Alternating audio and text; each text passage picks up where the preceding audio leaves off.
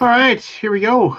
We are live. I don't know. I haven't really heard from Peter or Keith or any of those people. I'm assuming that they'll either be here or they won't. So, which is, a dumb statement anyway. But who cares? We got Marcus. We got the Barry. We can talk about whatever. Keith or anything. I'm assuming that they'll either be here or they won't. Somebody turn their feed down. Yeah, somebody's got his feed on. That would be Mark. We got Marcus. We got the Barry. We can. Mark needs to turn his feed off. Mark still needs to turn his feed off. Mark needs to turn his feed off. You'd think we've done this a few times. Yeah. All right. So it is the 28th of February. We didn't have a show last week. It just Wednesday night didn't work because it was like Barry and I were the only people that were around. And I just canceled it, and then we were thinking about rolling with it Thursday, and then Thursday just wasn't working for people either. So here we are, which is weird because I actually got contacted by like not a small number of people asking where was the boom from last week. So despite our best efforts, we have somehow gained a viewership of some way. I mean, like seriously, like almost like a dozen people like asking like if it was like a hidden link or if it was missing. So yeah, go us, I guess. So but yeah, so 2 weeks, everybody's got to have a grievance, right? Something. I mean, I have a grievance, but I can hold off on mine just a little bit. But did anybody have a grievance? Anything in the last couple weeks? Nothing. Everybody's just full of happiness and sunshine. Yes, raindrops keep falling on me. But that doesn't mean my eyes will soon be turning red. Crying's not for me. Anyway, yeah. Nothing. Well, here, you know what? I'm gonna. This is my grievance, and I'm gonna. So, it seems to me that like I don't like like to like I have like unfollow or like people. I try not to do that. I don't try to like block people or anything like that because I think that's kind of counterproductive. Whatever.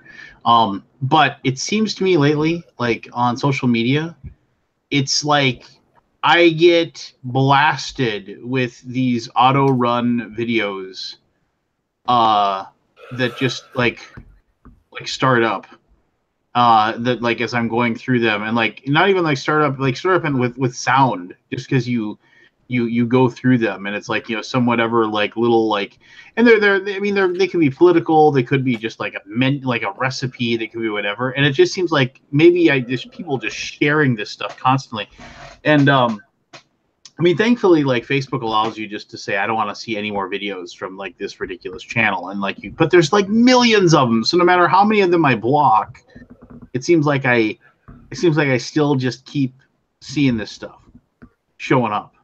And I don't know, it's just driving me crazy, because I'm like, I don't want to see this crud anymore. I mean, I don't know. Maybe that's just everybody wants to share something, I guess. Everybody's got some weird auto start, whatever going on. That's just my opinion. That's like something that's just been annoying me lately. You're an old curmudgeon. Well, you okay? Yeah, I can hear you okay. It's like one of those things where it's like, it's always like some, like, like, oh, somebody saved this dog, that was lost, or here's this brand new way you can make cupcakes, or, and it's just, I don't know. Fuck it, I hear you. I actually did start unfriending people for stuff like that, with the, especially the political shit and religious shit. Not that, everybody's has a right to their own opinion on that, but I don't need it force fed to me. Yeah, I mean, it's just, I don't know. I mean, and the political stuff is fine. I mean, that's just, I mean, I realize that like a public discourse or whatever has a value, and it's not, but it just seems like the more stuff that's on there, it's just like nobody has their own thoughts anymore. It's always just like some little video they find, and they decide that they're gonna say what they got to say through that or whatever. But I don't know. Anyway, Mark, I talked over you. What do you got for me? Oh, well, I had technical issues. I had to get them resolved and realized that the kids were playing on my computer again. So I got it all fixed. But you can stop the autoplay feature in your settings on your browser. Yeah, I know, but I mean, but I can't. I don't know. It's just dumb, and I find it better just to if somebody's a repeat offender, I just unfollow them. I don't unfriend them. I just unfollow them, and that way I don't ever have to then I don't have to see that. If that's their thing, if that makes them happy, then they should do it because that makes them happy. But yeah, I don't know. I just not gonna. Yeah, there's a lot of people I unfollowed. There's some people I just flat out, just unfriended. Like, fastest way to get me to unfriend you is post videos where you're calling kids that got shot at crisis actors. Well, like I said, we're not going to get political, so we're just going to getting political. I'm just saying we're just going to let that sit out there, and we're I do have a grievance that is not political. All right.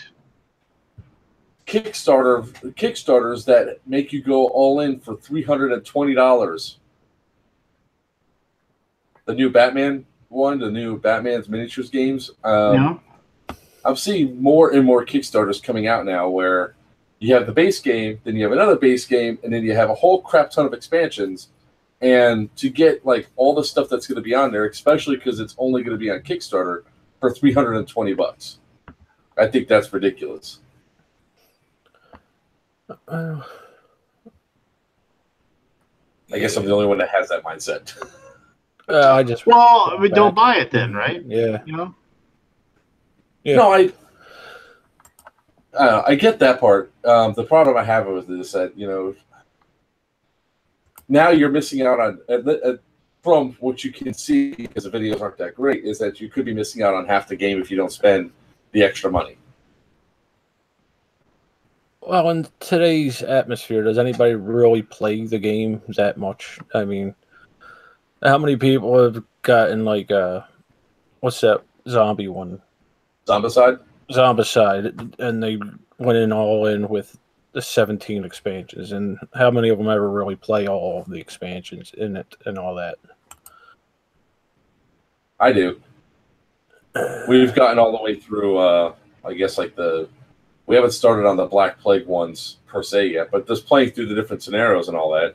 If it's a system and stuff you like, I get it, but it's just, I don't know. It's getting to be sort of ridiculous with the way some of these companies are coming out, because I do think that hurts the overall Kickstarter market, where one company is taking probably an entire month's worth of Kickstarter budget in one shot. Well, okay, but so I mean, I guess my problem is that I hear what you're saying, but then isn't it, isn't that capitalism though? I mean, isn't it like if they have a program like one of those, if they have a program where it's like, okay, well, here's this and it's $300 and that's somebody's Kickstarter thing. I understand, if you have a Kickstarter and yours is like, normally they would pledge their $40 to you along with another $60 one and whatever. I mean, isn't it up to the individual creators just to come up with a something that's competitive? I mean, it is. I mean, I don't know. I mean, it's a capitalism thing. I mean, you're right. You're right. The capitalism aspect is there, but the problem is what Kickstarter was originally designed for, and what it in theory should still be for, is to help projects that wouldn't fund become funded. Now it's becoming such a massive pre-order system that bigger companies are coming in with these massive. You can shake your head all you want. Well, but that's I mean this is an old argument. I mean it really is. It's Yeah. I mean, and it's just it isn't. I mean, yes, it's still used occasionally as something like, hey, I want to get my dream made, but it isn't anymore. It's a new platform that people use as a they use as a form of advertising, and it's been like that for 3-4 years. I mean, yeah, I don't know. But the vast majority of projects that are on there, though, are actually still smaller things that would not be designed and done, and the price points are also significantly less. The problem is that I'm seeing a creep that it's getting extensively worse. You know, and CMON was the ones that first started doing that whole moving up higher and higher, and then you're at $450 all in. It scaled back a little bit, but even still, the Batman one, $320 all in, and the way it looks like is that you're not going to have the full experience without the expansions, and it's only on Kickstarter this one shot. So it's sort of like problematic in that regard, to where you're essentially really digging into the mentality of, oh my god, I'm not going to get everything, and then it screws everybody else over. And even if you are competitive, even if you have a great product that people really do enjoy it, if it's a choice between missing out on your product for $40 or missing out on a massive project for $320, more than likely they're going to go the $320 route. At least that's what we've been seeing. It's possible. I don't know, man. It sucks. I'm not trying to downplay the fact that it has a negative aspect to that or whatever, but it's something where, what are you gonna do? I mean, and that's why it's a grievance, right? It's like, hey, this sucks. I'm annoyed, but you can't really do anything about it, because that's why you said bring the grievances out. It's and I mean, it's one of those things where it's like, you don't want that to happen, then you need to, I don't know. I mean, like you need to, as a creator, you need to come up with something that is bigger and better. The problem is that the only way you can do bigger and better miniatures games. So then Kickstarter's dominant. But that's not true, though. I mean, look at some of look at some of the games right now that are doing really well. Endeavor has got 500K. And that's a straight up Euro. TMG, we just got done doing Gentis. We made 484 grand. It isn't the $1 million or the whatever $8 million that Monolith's gonna end up getting for Batman. I mean, but I think there's still a market for it out there. It's just it seems omnipresent, that those games. And yeah, it can be really tough when you look at that huge creation that they have going on. I will address what Charles Fox said inside of the thing, that how many times you see the Kickstarter and realize the expansions are supposed to be part of the base game. That's what I feel is in the current Batman one. And that's sometimes what I feel happens in some CMON products as well. That was supposed to be in the base, and it really wasn't. It was just another way to draw out another 10, 15, $20 out of it. Well, and it looks like people are willing to pay it, Oh, I know that. I don't know. I hear you clucking, Big Chicken. I do, but I mean that is one that it's just like it's. It is what it is. Well, and like as my wife says, nobody ever says that about anything good, right? It's never, I won the lottery. It is what it is. Just yeah. So, I don't know. It's I have been more fatigued with just the rampant anger lately over more than anything. So it's just, that's the stuff that drives me crazy, I guess. I'm not angry about it. It's just my little grievance.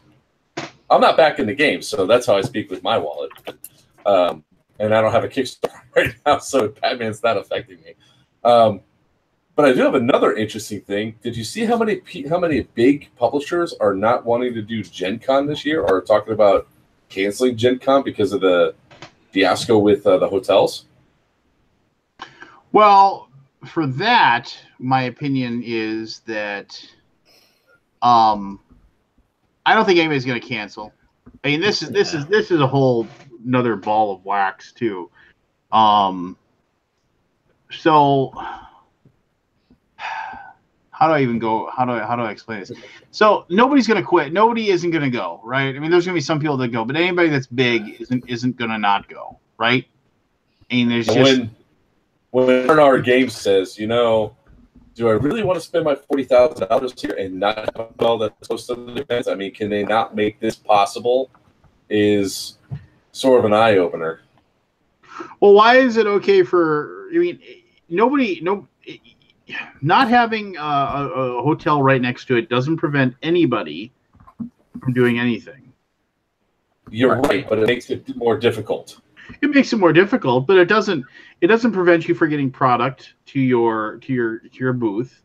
It doesn't prevent you from being at your booth and you know, being there to like have people. You know, it doesn't prevent your presence. It's a pain in the tuchus, you know, but the thing is that, you know, I mean, once again, it's Gen Con, right? It's one of those things where it's like, well, we know you're going to go, you know, and there's a line of people that are willing to take your spot. If you decide that you don't want to have your booth, you know, there are a ton of people that are waiting to take your location and take it over and go for, you know, that's them. I mean, it's so, oh, well, you know, I mean, you say vote with your wallet, but unfortunately, you know, you're not really gonna change anybody's mind. You know, it's just, you know, it's hard for somebody to say, hey, I really don't like this. I don't think I'm gonna attend. Oh, okay, well that's good because I've got this list of 100 other vendors that want your spot. So, awesome. I can make one of I can make them happy. You know, and here's some lip service of me saying, well, that's too bad. Well, see you later. You know, yeah, pretty much. And you know, it's just like, it's like now is like the thing about Gen Con now is that if you are lucky enough to have one of those VIG passes, that's stuff that's worth your weight in gold now, honestly, because it guarantees you a hotel room right nearby. Yeah, and the thing that comes down the line is like, oh well, we really can't plan this any better. I was like, why not? For you get X amount of rooms guaranteed, like, or at least some sort of allotment, X amount of rooms for booth space. You know, if you have a 10 by 10 booth, a guarantee of turning, like, there's so many ways to get this taken care of and done. It's ridiculous that rooms to the attendees downtown who are going to be up late and using it, because without attendees, there is no Gen Con. Without vendors, there's also no Gen Con. Oh, so that's not true, because Gen Con started without any vendors, right? Vendors help, but most of the big part of Gen Con is the events, which aren't vendors. It's the events people are running all night long in all the hotels and in that exhibit hall, or not the exhibit hall, but in the play space and everything else. Gen Con, for the people that aren't vendors, is about playing games. Because vendor hall shuts off at 6, people are playing all night long, and that's the thing, is the vendors are there to do business, but the vendors have no business without the attendees. Period. So right. You have to have the attendees. They are the core of the experience. Hey, I exhibit there, and then I go play games too. Damn it! Well, you do. Yeah. But that said, you're going to go to bed earlier because you have to get up and go run your exhibit. You don't know me very well. Well, that may be, but that's your choice. And that's not what a lot of the vendors do. You know, they've got to take care of business. Yeah.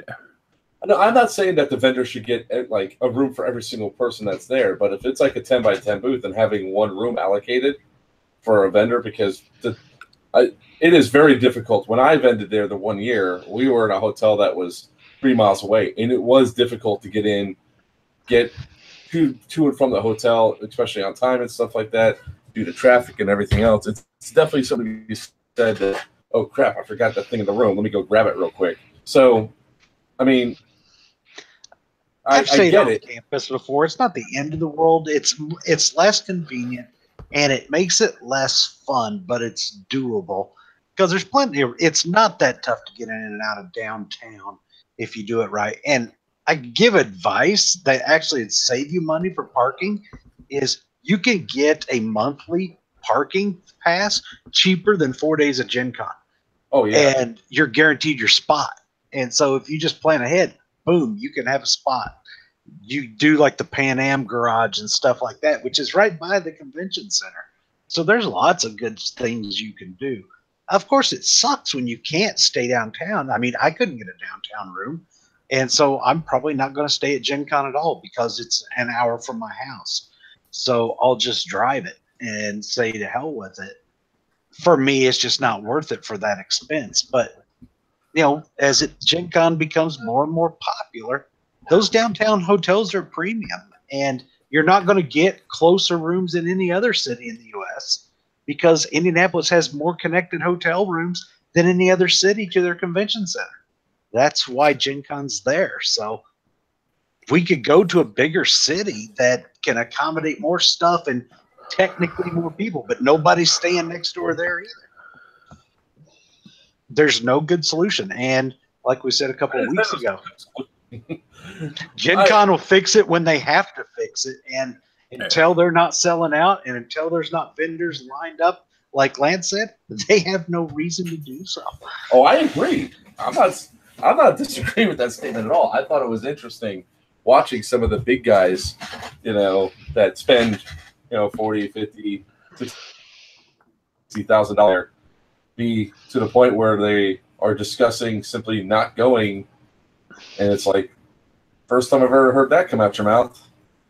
Well, and the question is, are they posturing to try to get what they want and really not going to go or not, right? Because that's where we're at nowadays in this in general is if I don't get what I want, I'm going to complain that I'm not going to participate or I'm not going to support you.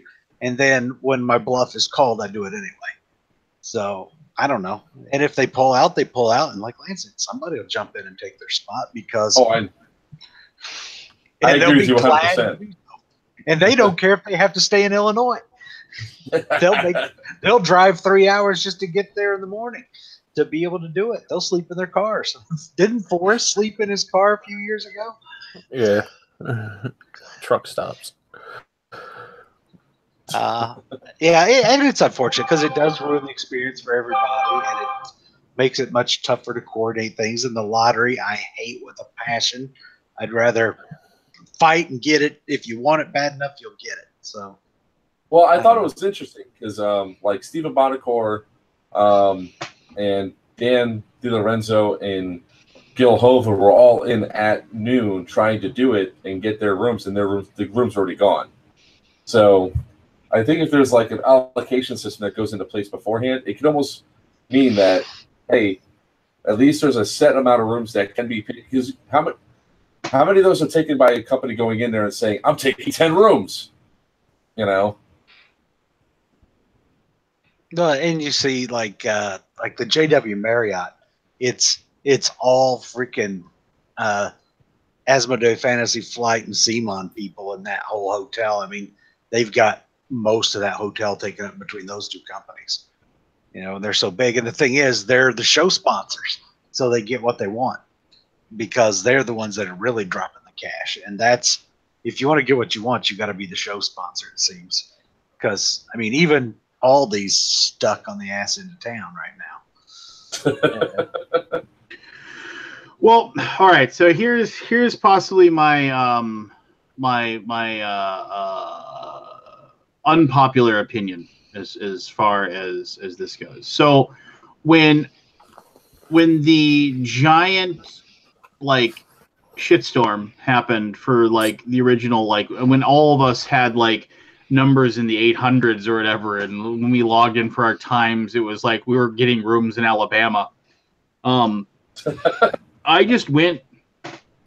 went to like booking.com and I just searched for a hotel room near the place. And I mean, I found one. Now, you know, it was like $2,200 for, you know, for Tuesday through Sunday, but it was still a room, and it's which hold on, I'll even tell you which hotel it was.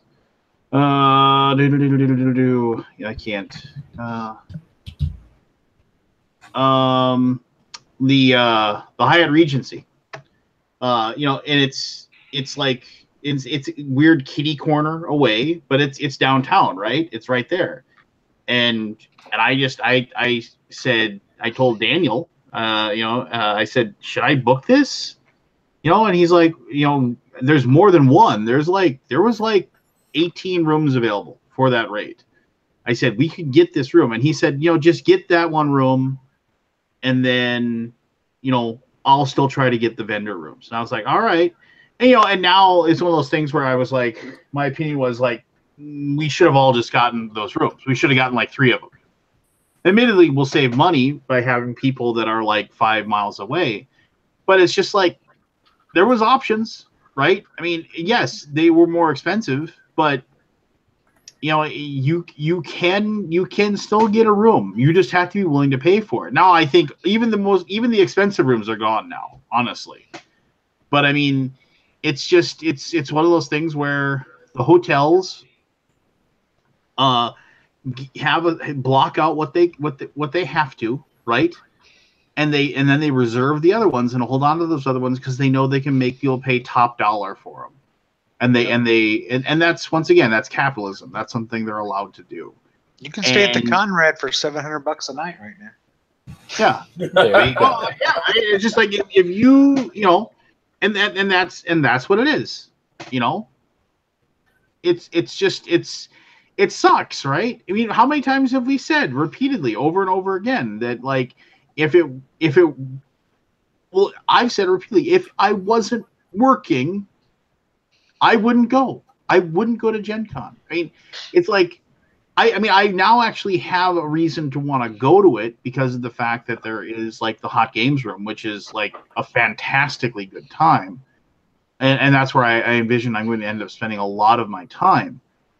But, you know, it isn't, you know, it's one of those things where it isn't, it's annoying. It's annoying to go. It's annoying to, you know, try to. Holy shit!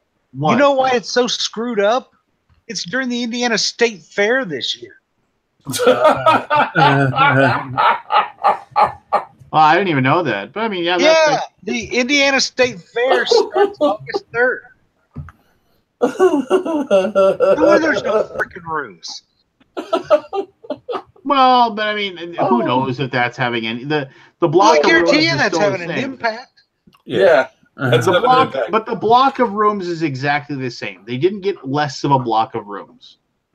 So the block of rooms that are available for vendors, that are available for people going, it's exactly the same, or even more. You can't tell me that the block of rooms is less after they sold out the Gen Con for the first time, like in forever. Now they have a smaller block of rooms. No, I'm not going to buy that. Well, it explains why all the prices are up at all of the hotels around the city, though, because all hotels are at a premium because it's at the opening of the state fair too. It's well, once again, it's supply and demand, right? I mean, exactly. It is. It's an unfortunate timing thing. I don't know. I have such exhaustion over complaints about stuff that you can't control. You know, you can't possibly control this whatsoever. And what are you going to do? You're going to tell a hotel it's like, hey, even though you could make, you know, 300% on each of your room rates right now, you shouldn't do that. Nah, whatever. Go sit and spin. mean, that's what I mean. That's and the thing is that until people actually say, "Screw this," I'm not going to have I mean, what if? And I say this about. I'm getting political here, but I've always said, what if everybody with all of this rage about things that they have rage over, and I'm not pointing fingers at anything on any side, any way, shape, or form, but I mean, you see it. You see people that have all these strong opinions about this, that, and the other thing, and they're angry about it. What if, they applied that to actual, finding a solution? If like all of the vendors were like that upset, if all of them just said, "F you, Gen Con, we're not going," and just and left, and so then they had was like the big 3 or 4. And all those little ones, just and except for people that are local, just didn't go. They'd stand up and take notice. But people will never group up like that. It'll never happen. No. If all the people that wanted to go to Gen Con said this housing situation is stupid, you need to fix it, this sucks, and all of a sudden next year, if half the people went, then the people that ran Gen Con would stand up and take notice. But the thing is that nobody does. Nobody cares that much. Nobody cares enough to actually. Everybody's just willing to just eat the shit sandwich and just say, okay, well, I guess I take an Uber every day, and that's what they're doing, and that's what and because the bottom line is that people want to go, they want to buy the brand new games, they want to go to the events, they want to be there doing their stuff, and they're willing to put up with the crap to do it. And that's it. That's the long and short of it. And I guess going gives us the right to complain and say this sucks, but we'll go, and then we'll complain about while we're there, and every other conversation I'll have will be with somebody that's like, oh, I'm like parked way out in the middle of bumfuck nowhere, I better get going, and like. I didn't mind that I personally did not mind that last year. We were in an Airbnb that was like 7 miles outside, away from downtown, and didn't mind that at all because it was, it's like a $9 Uber each way. Didn't really give a damn personally, but I also was not exhibiting. The exhibitors I were with, a little bit more of an annoyance if they forgot something back at the hotel. Now it's, crap, I got to go all the way back. It was, and 7 miles doesn't seem like a lot, but in that traffic, it was like an hour round trip. Yeah. So. Yeah, I mean, hey, it sucks, but once again, we will keep doing it, and we'll keep going, and we'll just put up with it, and and we will, and we'll come back and do it again next year. And the year after that, and the year after that, and the year after that. Because didn't they just re-up for 4 more years in Indianapolis or something like that? 2022, baby! Woo! Oh. Hey, Cheech.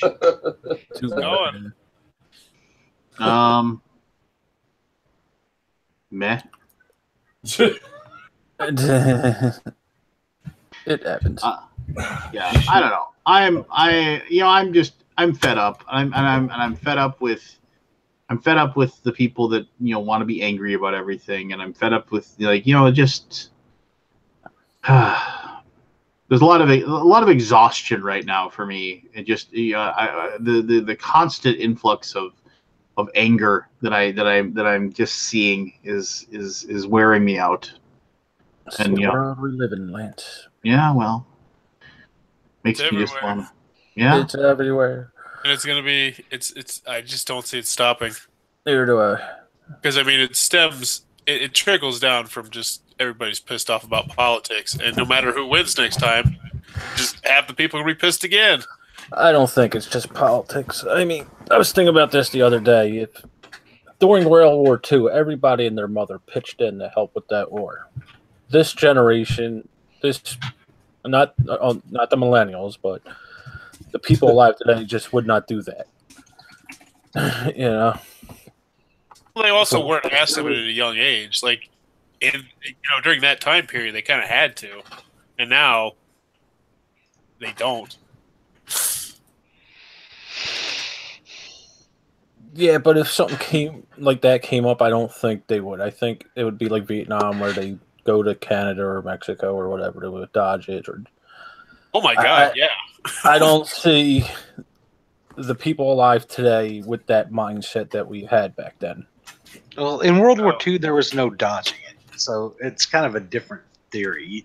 There was nowhere to go to dodge World War II. Everybody was in it because it was a world war. Yeah, I get that. But. And something like that happens where something is that horrific. I think people would pitch in and help and do whatever they had to do.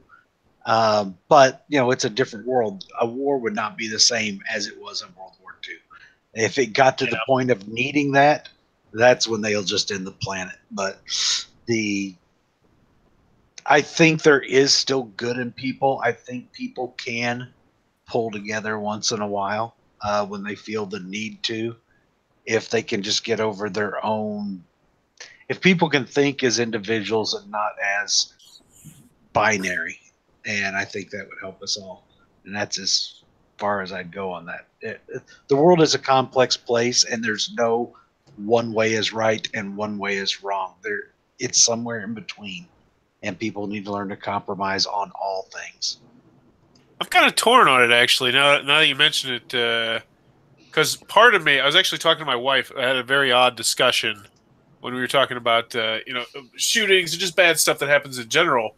And being raised in the video game age, I've always wanted to be the protagonist. I've always wanted to be the hero. I've always said to myself, if something bad happened, I would run and I'd tackle the guy and I'd do that. And I think a lot of people who grew up in this age of being it all about me, I think a lot of them might enlist because they want that glory. They want to feel like that. But at the same time, I agree with you that I could also see myself saying, you know what?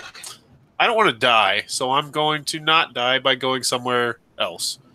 So I'm kind of torn on it. I think it'd be interesting, but I also agree no war is ever going to be the same with drones and nukes. And... Oh, no. No, they won't. But even not a war, I'm just saying in general. It's the bystander effect. Yeah. The what? Bystander effect. People would rather sit there and watch and pick out their phones instead of interacting or doing something about it. So that happens quite a bit all around the country, and people are rather there's really three groups of people. There's one side arguing one side, other side on the other side, and the people in the middle are just watching what the hell goes on, not want to engage either side. It's that middle portion that's part of the problem because they're not engaging and saying, "Hey, you're both wrong. Calm down. Simmer down, Steamboat." Simmer down, Steamboat. I can see that being a double-edged sword, though, because I mean, let's go to politics, for example. You can go out and say, "I think we should be no politics zone. No politics zone. I'm just okay. Let me think of another one. What I'm trying to say here is there's more than two answers to stuff, or some. I don't know. I wasn't going to do any specifics on politics, so now my example is shot. I can't think of another one. You suck, Forrest. No, the Snowden thing. People should have been outraged with that our privacy is being violated like that. And to an extent, we kind of did it ourselves. But what happened with that? It just went away. Nobody cared. Except for Snowden in Russia. Because people don't value privacy anymore because we give our privacy away freely anyway. Yeah. I mean, you have people, freaking Snapchatting the craps they take, when everything's public knowledge now. You need better friends, dude. Yeah, but I didn't say it showed up on my feed. I'm just, people. How do you know about it if it isn't on your feed? Yeah, I have a feed exclusively devoted to other people's crap. I have 2 feet. Or people's you now know you can log into Facebook and look at your friends. You'll know exactly where they're at, what they're eating, what they're doing, and who they're doing it with. Because everybody shares everything. Hey, stop chewing on that. Yeah, but the difference there is they're doing it willingly, where the government stop eating water. Where the government kind of suddenly starts did it jolting under the radar. Yeah. No, but it's to the point though. It's like because people share so much stuff freely with social value, that the privacy of a hot topic issue like it was 20 years ago, 10 years ago. Well, the question is, so that's why. Is that a bad thing though? I mean, I don't necessarily think that's a bad thing. I mean, sure, it can be taken advantage of, but overall, I mean, I am a very open person about just about anything, and I don't think it's necessarily a bad thing. Forrest, tell me your stance about kumquats. They taste like shit. They're bitter as hell. I've actually had them, and they're not good. They look good. They look like they're mini oranges. You're like, yeah, you get excited. And then someone's like, oh, you eat the skin? Skin tastes like, ugh. I hate kumquats. But it's necessarily the only bad I see about it is that now we're being used to market to so much. Yeah. With our information, that's the one bad side that I see from it, especially from like my kids. So that's the only downside I see. I agree with the kids' point, but I was going to say I love when I see an ad targeted at me, but with kids, yeah. But I mean, Saturday morning cartoons pretty much were just a giant avenue to advertise for kids back then, just different form. But I bought the toys only because I like the toys, not because it's all in it. Murmur. Oh, hold on, Lance. I got something for you. Oh, what is it? A middle finger? Yeah. Yeah. I hope he comes back with a middle finger. I hope this is all set up. Oh, I hope so too. That'd be awesome. All right, so I had to do my emergency run to Toy Fair, and as I was walking around, I came across the Warhammer booth. Now they wouldn't give me any across. I came right across it. I walked right across and didn't realize I was there. Anyway, go ahead. Warhammer booth. Did you give me some cool stuff? I got you this because that's the only thing they give me. That's cool, man. Yeah, I tried to get you some figs. Some of the new stuff came out. I even tried to steal it and run away, but I got caught. So nice. I'm actually I want to do this, and I'm slowly getting there. I actually want to start on my channel. I want to start doing a subgroup of videos that are just only like miniature wargaming related. I'm thinking really hard about doing that. Do it. And, go for it. Yeah. There's a big market. I'll watch it. Yeah. There's not too many. There's actually quite a few video people out there that do a lot of stuff. A lot of good video. I can't watch board game videos of other people. It drives me crazy, and it's not because I don't think they do a good job or anything like that. It's one of those things, and it's just a weird combination of a ton of different reasons why it ends up just driving me nuts. And because maybe it's just because I've been doing what I do for so long, but man, I can sit there and listen to everything about like how to build dioramas and how to build terrain and just what you're into now. I mean, yeah, I don't know. It's been burned out on the board game thing for a bit. I'm not burned out. It's not new, right? It's not your it's not your jam. Though I will say, man, City of Gears, I'm really excited that game is going to be produced by which one is by Gray Fox. Well, it's Chris Leader. Chris Leader. 2 years ago, yeah. Yeah, Chris Leader's had it. The designs have been out there for years, and it finally now it hit Kickstarter. They're over 100K. I'm excited for him. I wonder what the snafu was with that, because I remember that was actually going to be released with Arcade Wonders. It was gonna be Dice Tower Essentials, and I mean I don't know the story behind it, but I mean it was going to be the second Dice Tower Essentials game, and then for whatever reason it just kind of sat, and nothing happened with it for a really long time, and then eventually they just gave it back to Chris. They said we're not going to make it, and then he went and shopped it around.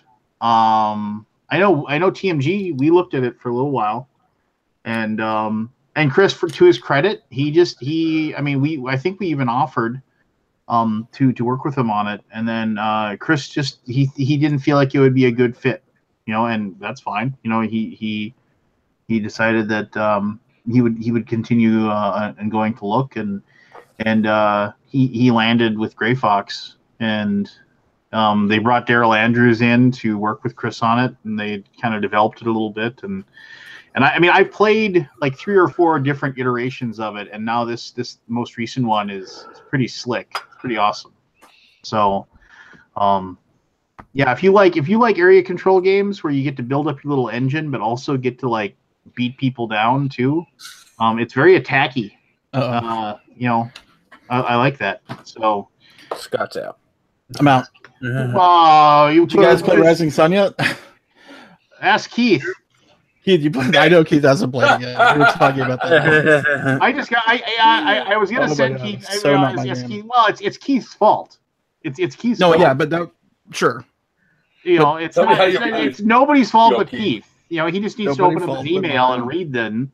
I did open up the email. Oh, really? It was on the old Pledge Manager. It was on the old it didn't convert over. It's the Pledge Manager. That's not his fault. Not you. There's some ownership Keith needs to take on that. Yeah, you're right, because I need to look for all the shit in my spam folders, because you can't use the shit that's built into Kickstarter where I did the damn transaction to manage my shit. I'll just say this. I'll say this right now. That the Kickstarter like survey thing where you send it out is shit. No, but there's a messaging service in there that you could send the links to people, so it's in your official communications and doesn't get buried with all the other bullshit people get all the time. No. Well, that's your fault for having you should just have your own I know people that just have an email just for their Kickstarter stuff. And so I'm sure they do, but you know what?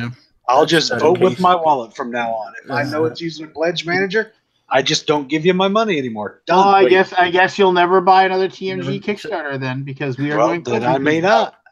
Okay. Screw TMG. You say that, but you will. You will. You know there's gonna be a game that you like. You're just like, I guess I'm just gonna have to look for the Pledge Manager now.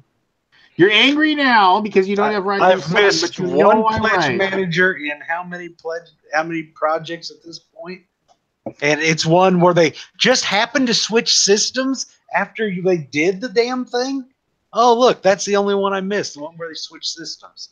I did the exact same thing with Blood Rage back in the day. Like, I didn't whatever it was. I didn't verify my address or something, and so it nothing happened with it. And I was wondering where mine was. I was going nuts. I mean, admittedly, Eric Lang did hand me a copy personally at Gen Con, so it wasn't like I wasn't able to play. Name dropper. Yeah, so let's see. 253 projects, and the only one that didn't get filled out by me properly is the one that just happened to switch Pledge Managers between when they sent the Pledge Managers and when they were fulfilled. Are we gonna waggle a stick now, you and I, and count like how many things airing of grievances backed, or is that what we're doing here? Yeah, we already know that before this, I've already aired how much I hate Pledge Managers already.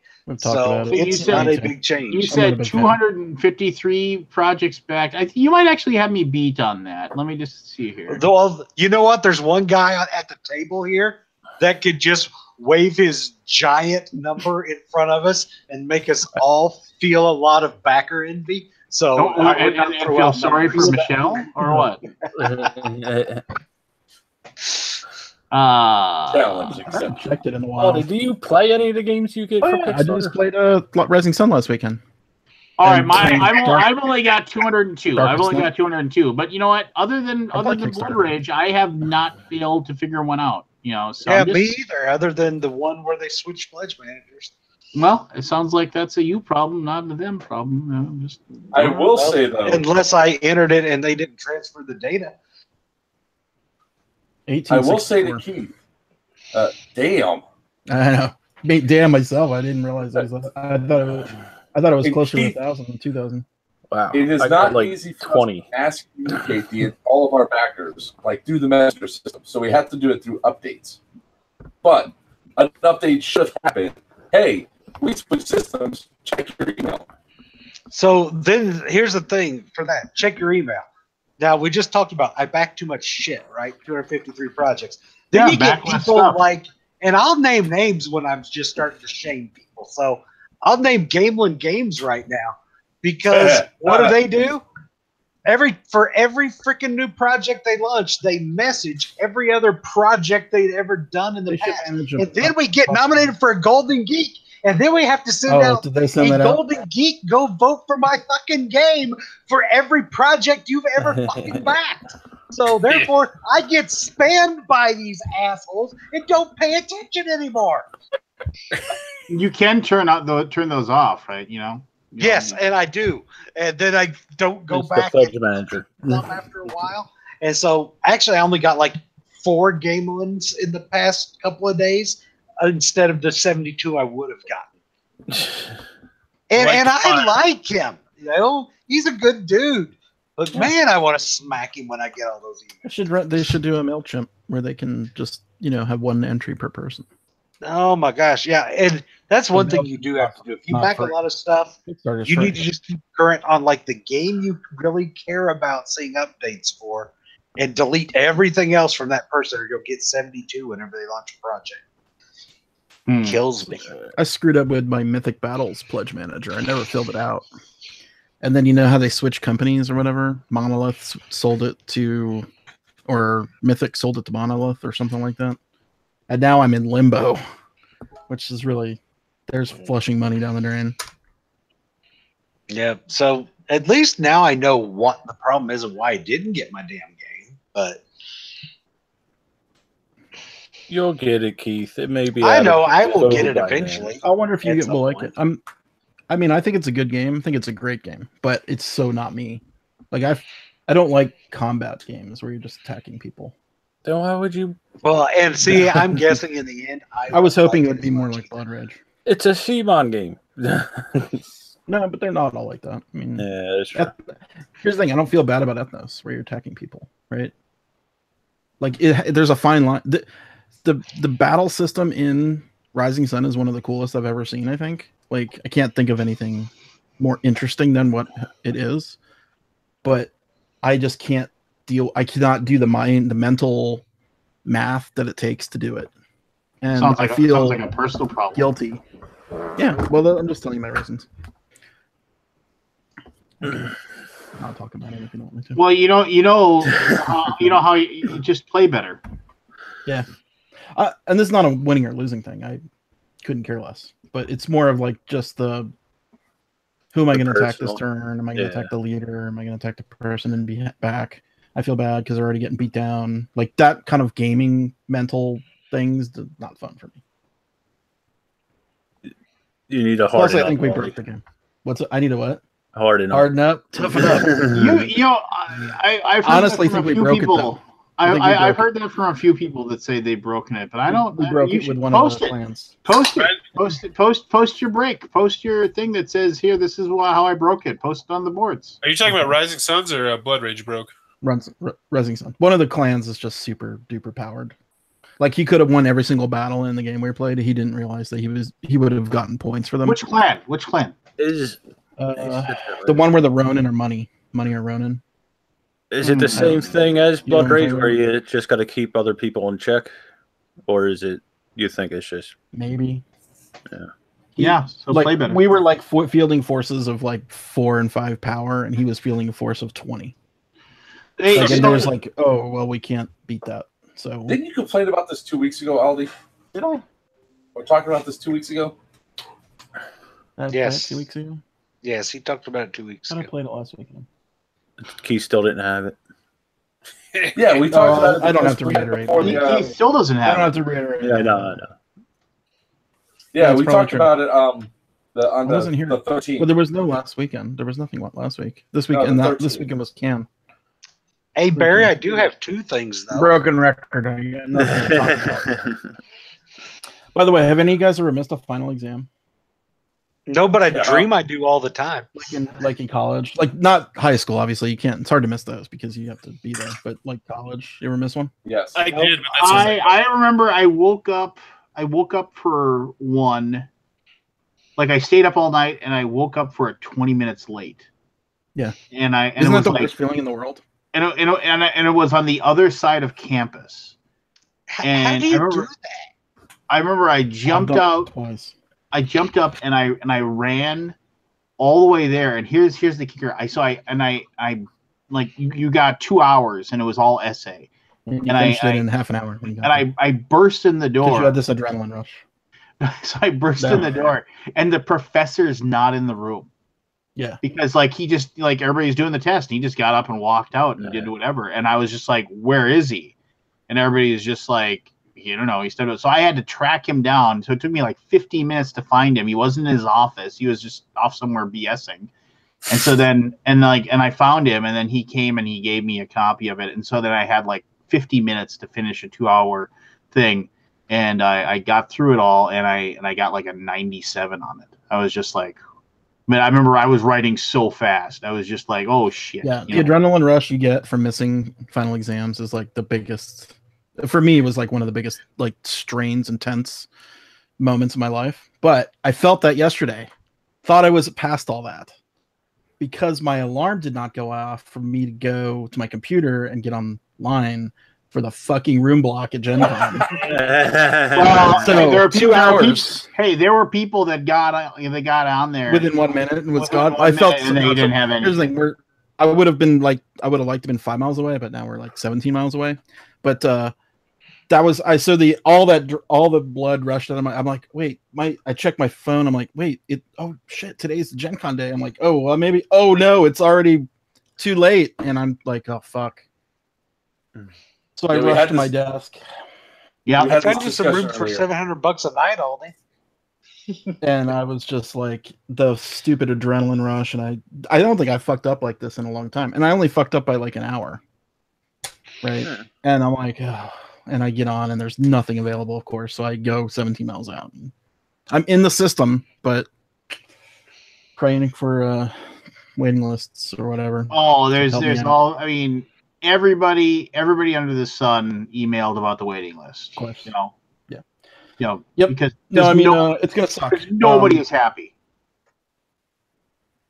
Yeah. I was around on my iPad. I mean, I was telling those guys, and I'll tell you, just because you weren't here. I mean, when the for normal people, non-exhibitors, when their rooms opened up and like all of us got horrible lottery numbers. I mean, I've never had a lottery number under 300. Never. Like, I mean, I think I had like a 402 or something once. That was like the best lottery number I've ever had. But anyway. No, so I went and I booked a room that for like, from Tuesday through Sunday for $2,200. And I told Daniel, I was like, I'm getting a room that's close. And he's like, oh, what's the cancellation? I can cancel it if I want to. And they're like, oh, okay. And I got a room downtown. So, people had options. Yeah, it sucks though. How does lottery work? Whatever. Like, here's what I'm looking at though: running a 10 a.m. to midnight shift somehow without being access to a hotel room that's not within 30-minute drive. So, how far away did you say you are? It's 30 minutes away.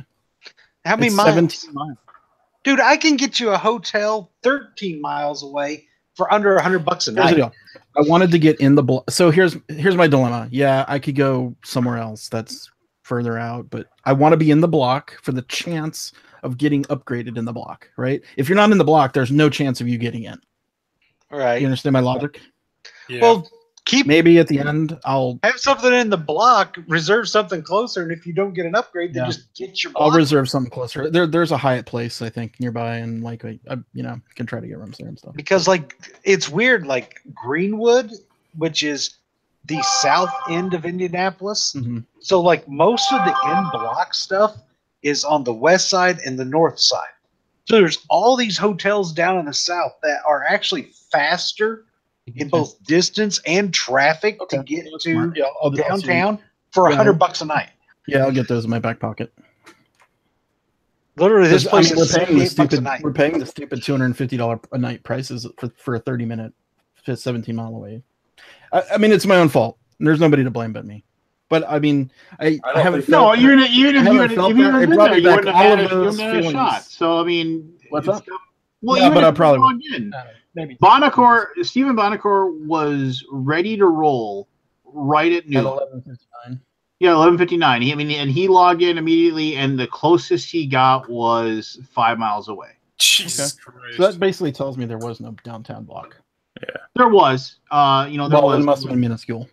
The closest Daniel. What do you guys estimate the amount of we rooms got- exhibitors? Well, hold on, demand? because we got 3 rooms through the block, and the closest one we got was 2.3 miles away. Okay. So I mean, That's still Okay. sucky because you have to take a car probably. I think it's the block is big enough for all the exhibitors to get all the rooms they want. It's just the rooms are out by the airport. They don't care. They care. don't. No, they People don't care. They There's no care. way They care if your name rhymes with Mimody and if Come you're, on. you know, Come I mean, on. yeah, I mean, so Here's the deal. Those guys have their rooms squared away in December, dude.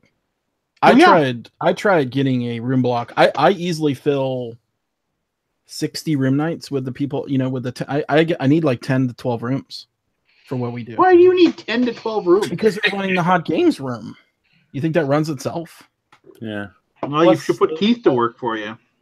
Keith worked last year. I'm losing Keith. Keith's Womp not going to be womp. here this year. I can get you 7 miles away for $200. Shoot me that link actually. And I'll mess with it when we're done. But No. I don't know. It's a downer, man. And the thing that sucks is I felt like I did when I was in college and I missed that final exam. It's just dread. You ever have that dream that who honestly, who here Yeah. has the dream where in the dream you're back in college and you haven't gone to class for Yes. 4 months? Why is that a somebody goes, dream? I have Somebody that says- dream. I have all that dream all the time. time. Somebody Yeah, it's says so the finals are next week and you're like, No, it's today. oh no. No, the final is today. Yeah. You didn't even know you were in that class. You've never been to a single the book. a single It's class. still Yeah, in that's the the dream I cellophane. have. Those are the worst. Human beings, man. We But- fuck them but, over. People get fucked over in college. But here's the deal. So you have that dream, right? It's horrible. It's like your palms are sweaty. You're just like, oh my god, what did I do? I just totally screwed myself. But then you wake up, right? It's like the anxiety it builds and it builds and it builds and it builds and all of a sudden you wake up and you're like, and then for that moment you're scared. You're like, oh geez, and then you realize, wait a minute, I've been out of college for 20 years. Do you feel And like an it's- idiot when you wake up? No, 'Cause no, do. I feel like a fool. I feel so relaxed. I'm like, oh, Oh. And fuck then you that realize noise. I'm going right back to bed because I can room sleep in. block for the exhibitors for the year. Which basically apparently it was over in 1 minute. Not even. Well, it's just like your wedding night. It could be that also, people are getting more than one room too. They could be getting, Well, 10, they have 15. the rule of Gen Con is 2 rooms per 10 by 10. Now that system doesn't stop you from registering those rooms.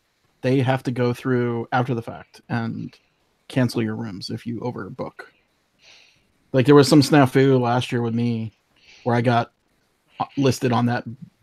You booked too many rooms, and then I had to go explain myself. And I had not overbooked, but somehow I triggered off their alarm. Anyway, Chad. he- Telling I'm you just- I want to one say thing this, about this is, hotel rooms. I'm gonna, here's a dumb thing.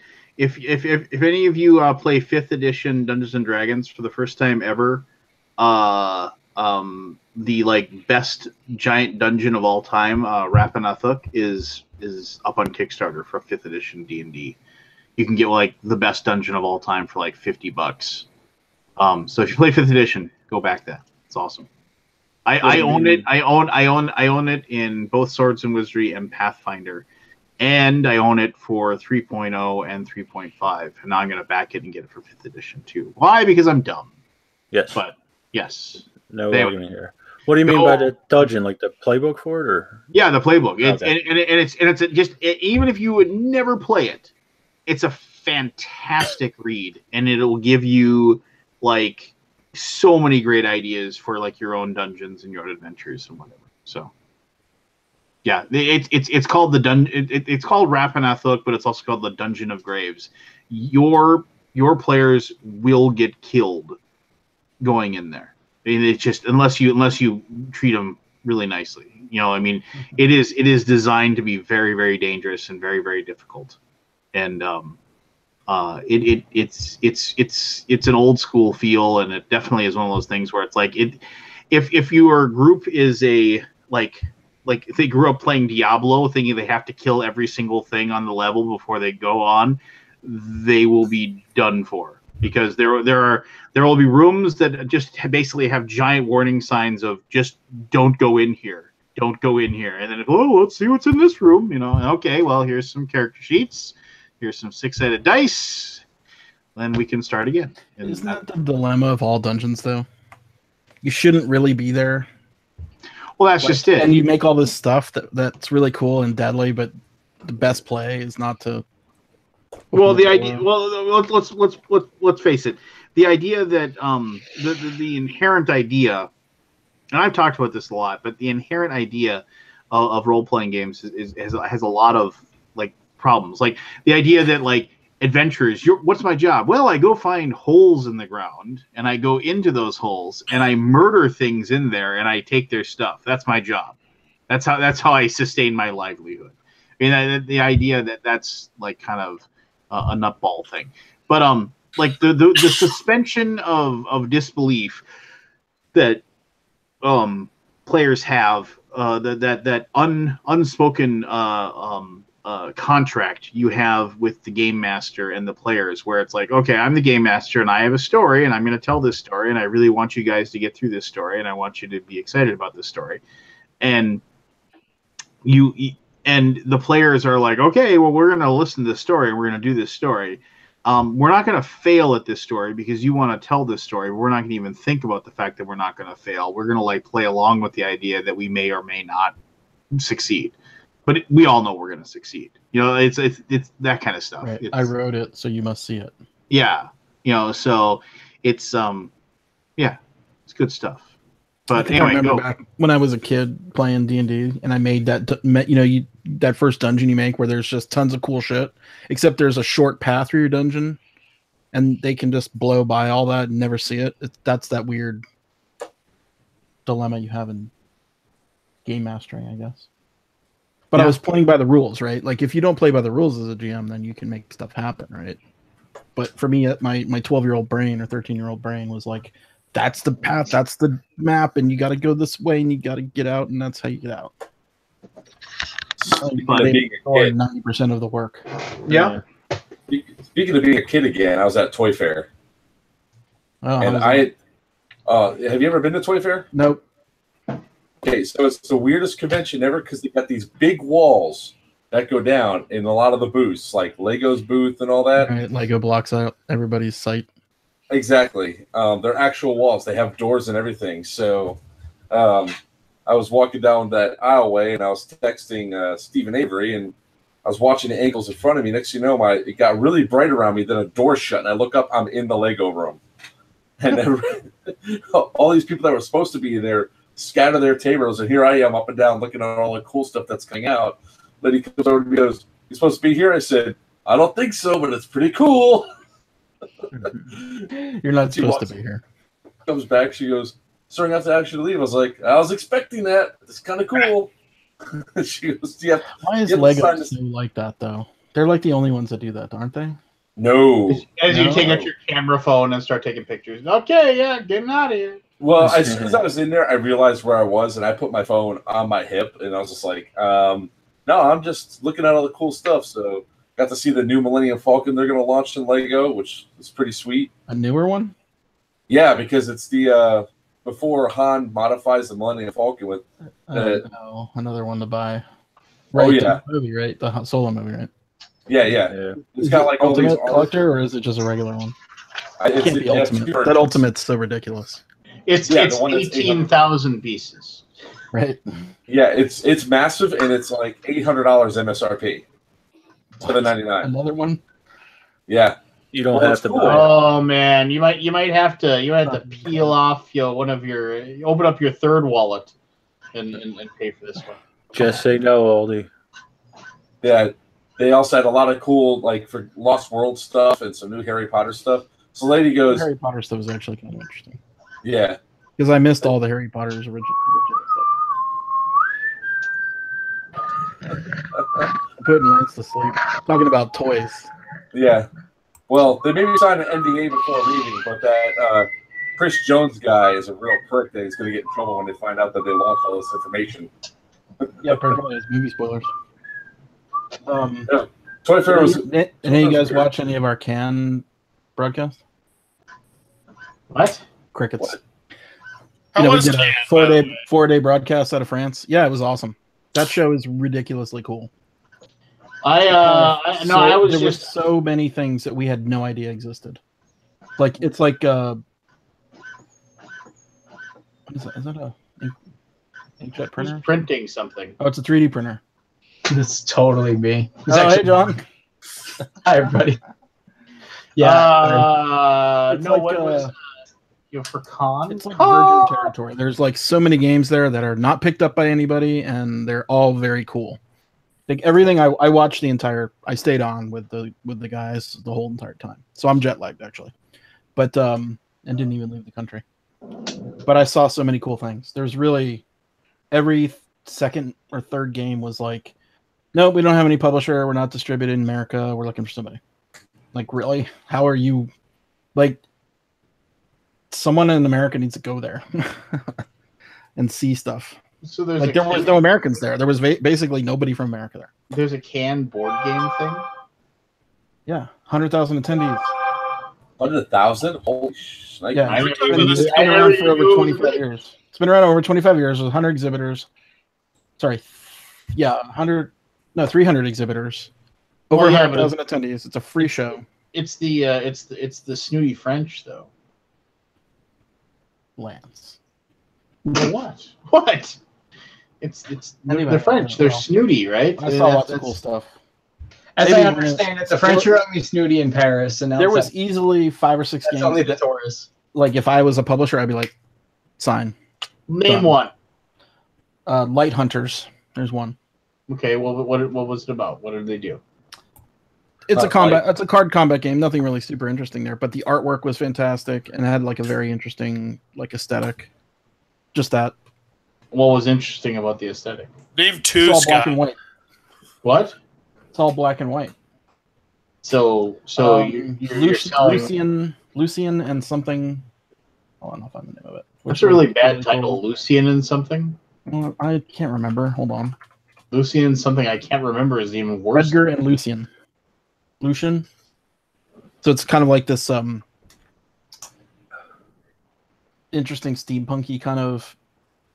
I couldn't quite follow all of the actions, but like a lot of theme. Nobody's done that before. All right, I'm done. Oh, shut up, Lance. Well, here's the deal. Some aspiring, Hey, Lance. some why don't you aspiring pick up, American okay? distributor, publisher, whatever, reprinter, partner will someday go to Cannes and pick up all the cool shit because no one else is doing it. Because nobody else does steampunk. No, was that on the lighter side, Can? Because I saw Oh, it some. was actually on the heavier side. I was kind of surprised. Really? I was like, oh, another gamers game. Oh, wait. I'm thinking, oh, we'll just get a lot of kind of fluffy stuff, but no, there was a lot of significant. Like, Boris, are you sleeping in your car at Gen Con?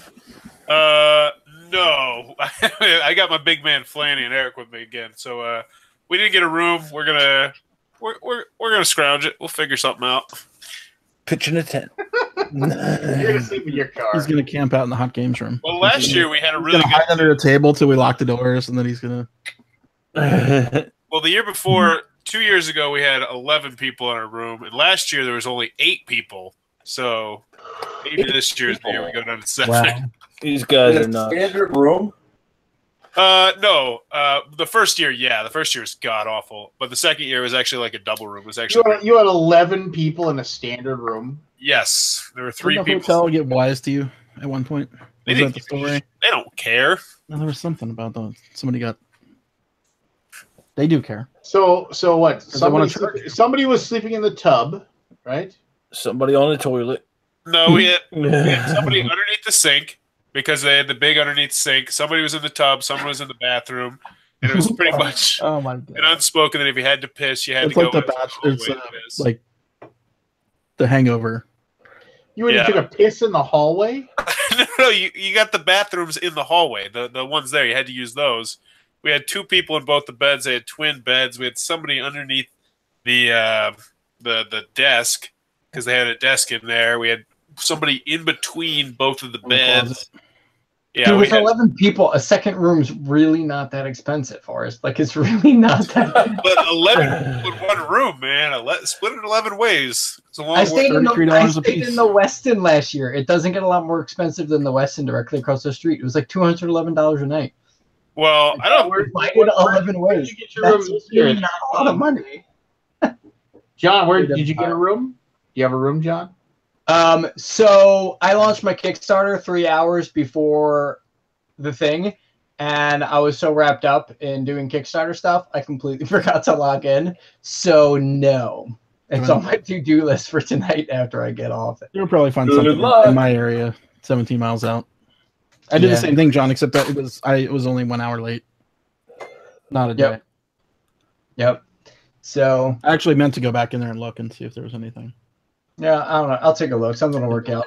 I have a couple of my volunteers that got hotels like in the area like 2 months ago that were going to come back in the new year. So, I mean, worst comes to worst, I stay with one of them instead of them staying with me. So it all works out. Let's sing a lullaby to Lance as he falls asleep again. Oh, I'm fully awake. I'm just sitting here hanging out, listening to Aldi complain about his like. Well, thank you guys for watching that can stuff. It was... So were you what were you just doing a live show from there or what? Yeah, we did our total 100% live stream demos all day for 10 You hours. were in France. No, I wasn't there, but I was on their schedule. So I woke up at 2 a.m. every day, which really fucking sucks.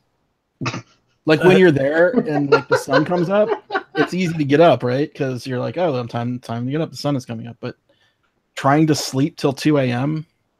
when you're naturally want to be awake at night, for me anyway, it's really hard. That sucks really bad. Good for you, though. I would go to bed at noon, and then I'll wake up at around 5 or 6 when Michelle came home, hang out with Michelle, and then go back to sleep till 2. But it was cool. I mean, it's a show. Honestly, I think more publishers should go to. But I was at the. It's another foreign show. It's tough. I was at Heather Mann's Epic Prototype Con this weekend. It was good. Saw a lot of good stuff. Heard of it. And now we Should got have been to that like last year. I wasn't able to go though. It's a fun event. Is that in Florida? Relaxing. How could it? Oh, yeah, maybe. Who knows? Yeah. Was that in Jacksonville? No, that was in Orlando area. Orlando.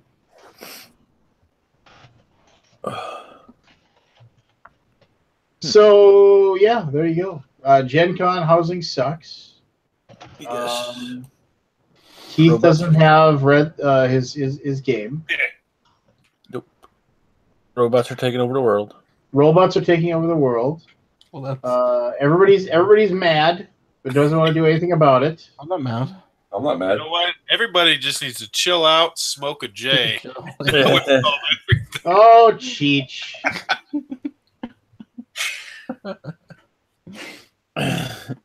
Oh man. No, yeah, so there you go. I mean, yeah, I don't know. I just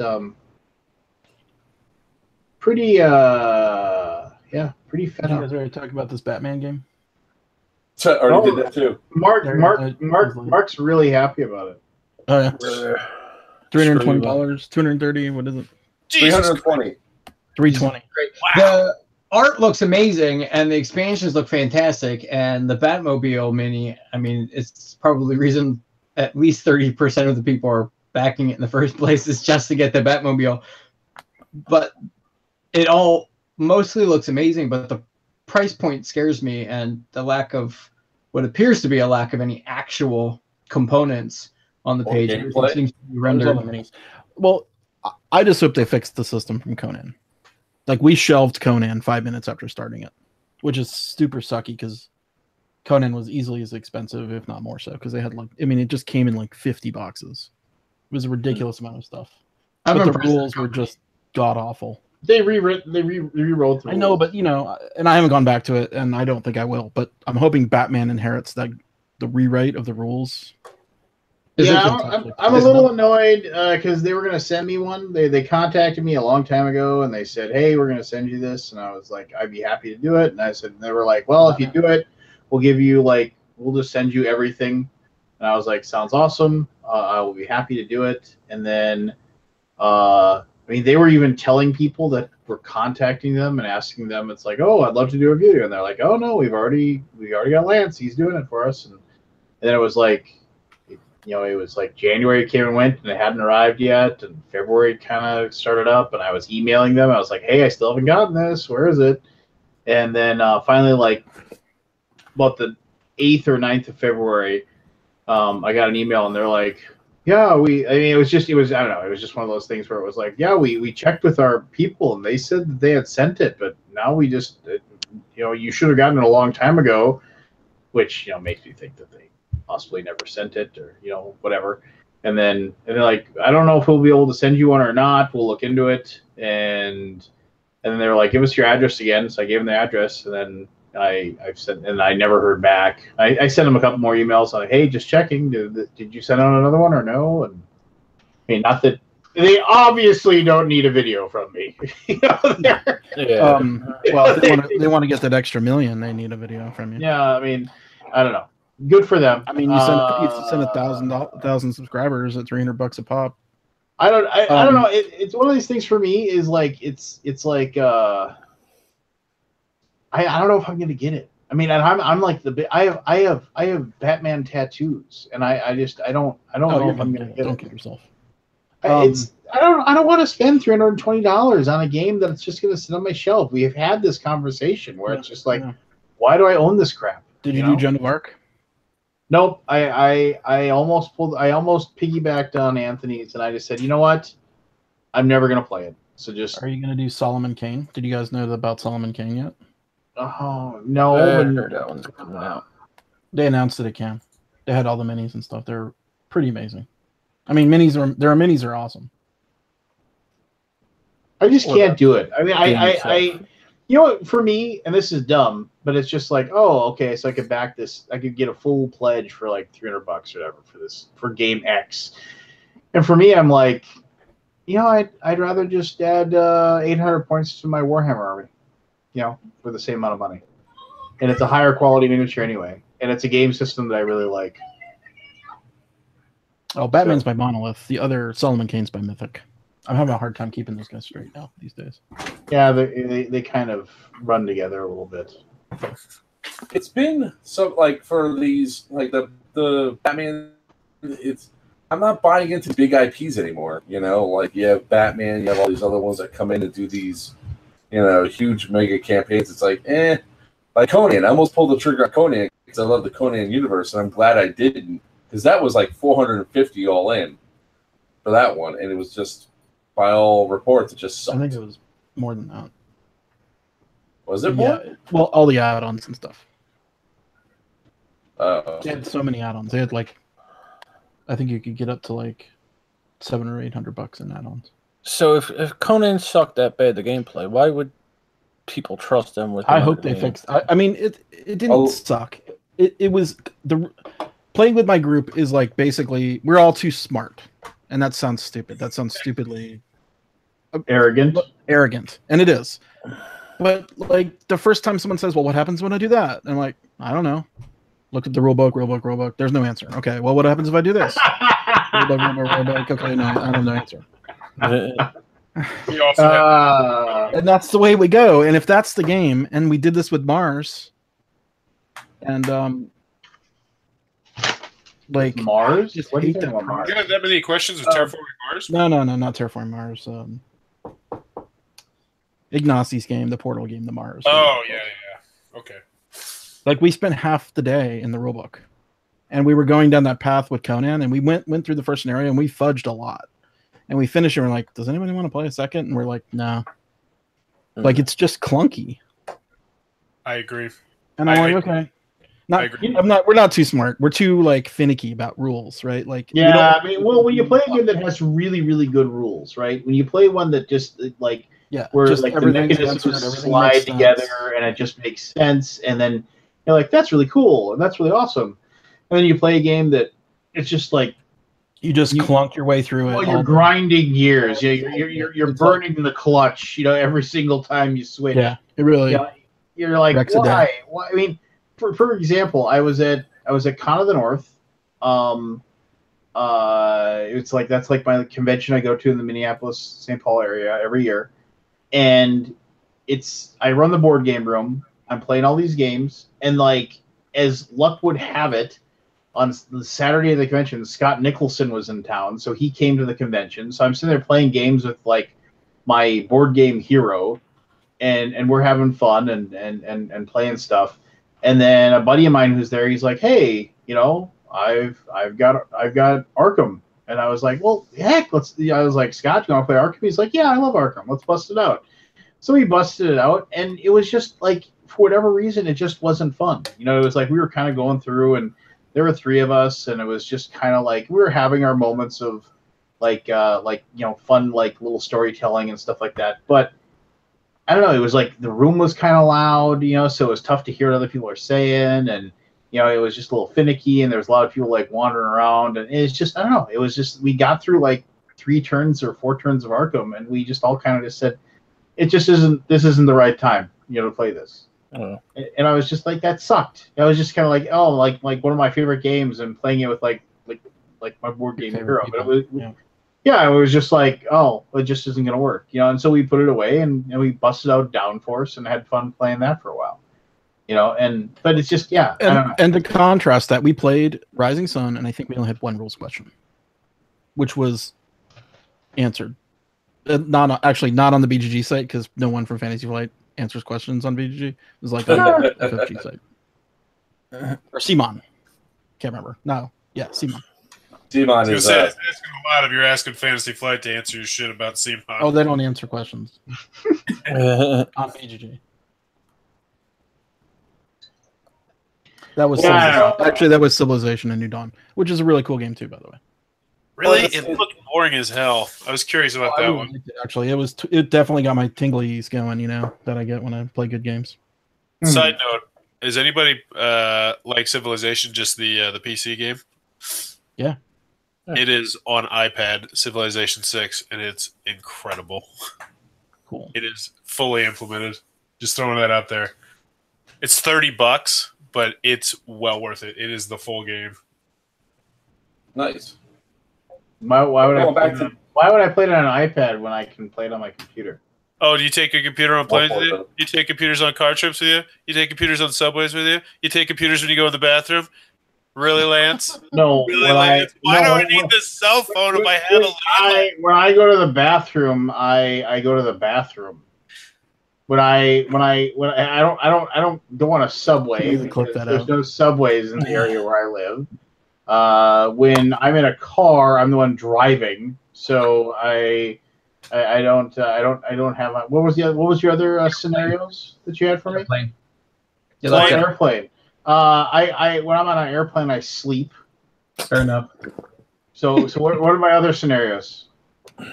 Any place, literally where you use a tablet. Well, the only time I use a tablet, since I don't own one, is when I'm telling my kids, taking it out of their hands, and I'm saying, you need to go to bed. Well, tell your kids to get Civilization. Actually, don't. I thought you were saying tell his kids to get civilized. I was like, that's mean. Oh, no. Well, for everybody else, if you like Civ, it's awesome. Yeah, if you like Civ, play it on your computer where it's supposed to be played. Jesus Christ. You were just talking about negativity, asshole. Yeah. Everybody, see, it's all rubbing off on me. I've been in a bad mood for like 10 days. I don't know what the deal is. Get laid, get over it. Oh, whatever. Send your wife over. It's too cold there for her. It's a 46-year-old grouch. Wait till he gets in his 50s. I'll be that old guy on the lawn. Just everybody. I mean, everybody's just so grouchy. It's just, I don't know, it rubs off on me. No, you're grouchy.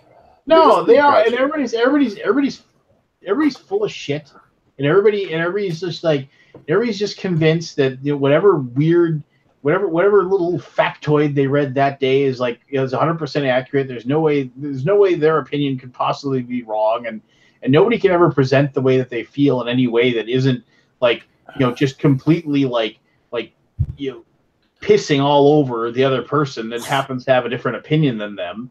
It's just, I don't know. Lance, I couldn't be in the same camp with you anymore. We're in the same tent, in the same camp, warming up next to the same bonfire. You're in the same sleeping bag. Yep, freaking right.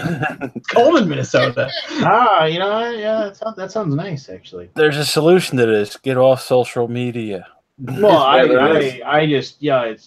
know, everybody, and like I said, it's just like Lance specifically gets paid to be on social media. I was going to say, that's kind of hard. It is kind of hard. You go on through your job there.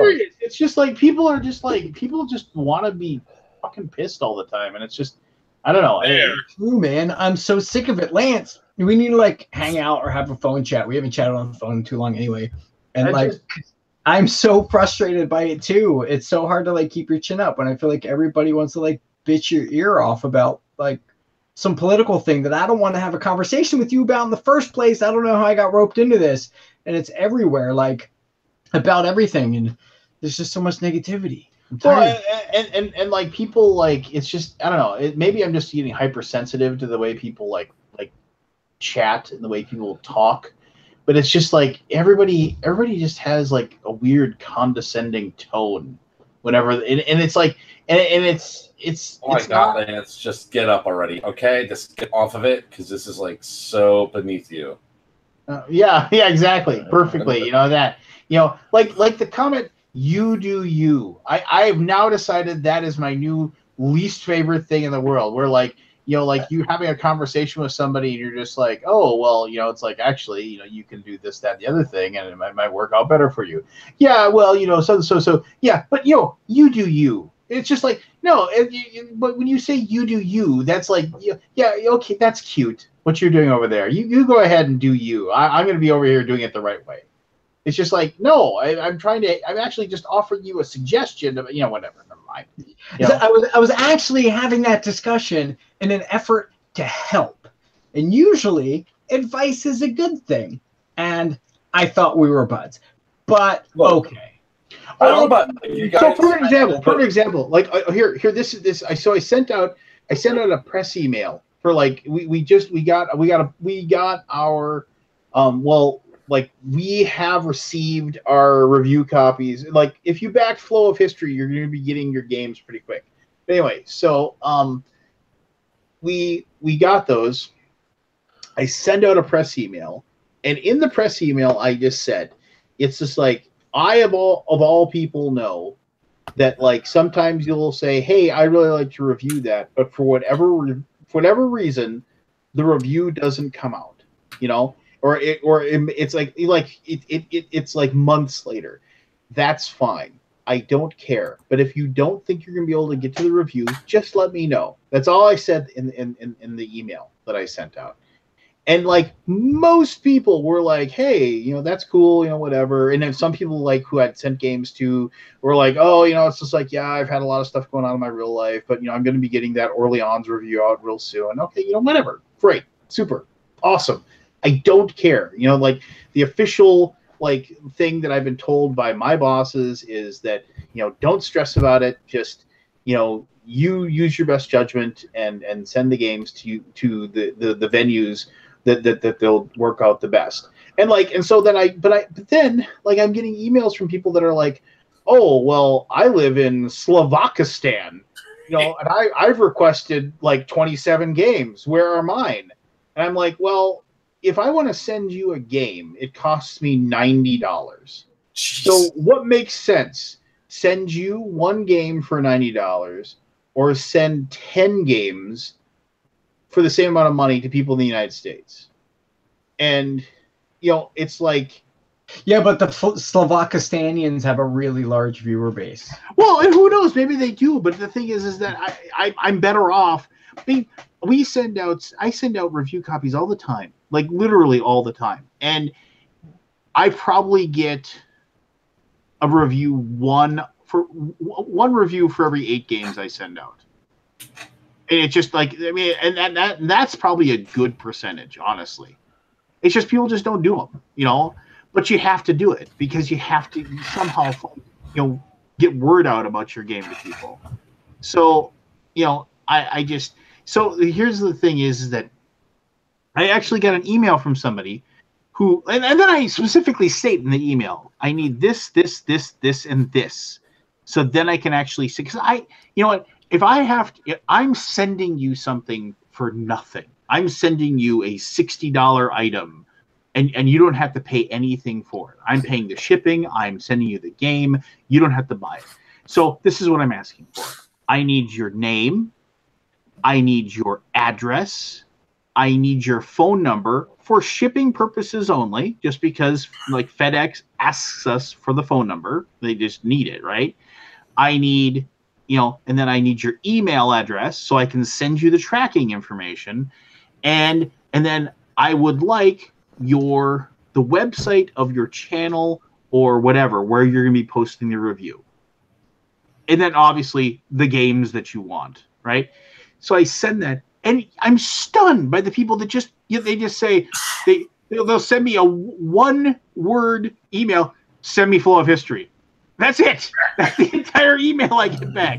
Well, I'll tell you what, you're not getting jack shit, pal, because, you know, and I've got another 30 people that actually filled it out correctly. I'm really not going to I'm not going to send you another email and go back, have a back and forth to try to get the information from you. Yeah, Forrest. Fill it out the form. Yeah. So it's just like, I actually have a question for you, Lance. Before you go forward, how many emails do you actually get? Like asking for instance, you did the Flow of History thing, but on average, like how much do you get for those? Like how many responses do you get? When I send out, I mean, we have a database of around 260 reviewers that we have on our thing. It depends on the game, obviously. If it's a bigger game, like I'll get back at least half. For Flow of History, I've gotten like 60 responses. Wow. You know. Oh, and the thing is that, and I'm not trying to like say anything negative about any of the people that responded to it, right? I mean, and I mean it's both Flow of History and also the most recent Eminent Domain expansion, Oblivion, you know, which might be the last one. Well, actually, there's probably one more, but anyway, regardless. So I had somebody. I sent out an email, and like literally, this channel has like they have a blog that, near as I can tell, has like almost no traffic going to it. And I'm looking at and they have a YouTube channel that has 12 subscribers and 55 total views. And so then they requested everything, right? Oh, and I need a copy of Eminent Domain 2 to review the expansion. But you know, no address, no nothing, no anything. But they also said, and by the way, I'm still waiting for these 5 games that I asked for like 3 months ago. And I was just good luck's early on. Yeah, I'm like, the audacity. I was just like, are you sure you can reach the keyboard? Aren't you being weighed down by your massive balls at this point? I will say that, and I want to add to this, 60 that is not, I don't think that's that rare either. Like, when I do the Bonanza, you know, I see a lot of other media, you know, doing similar stuff and talking to vendors, I see that a lot. Like, it really blows my mind just how some people they just expect it. It's like, fuck yeah, you're gonna give me this shit. It's yeah, I agree with you. As a vendor, it's the same thing. I have people that I've never heard of, and they're like, same things like this happened a lot in Germany. Like I've run blog in Uzbekistan. Want to review all your games? You give them to me, yes? And I'm like, I understand your English is broken, so like this might be the best sentence you can come up with, but like please, like, please? Can we start there?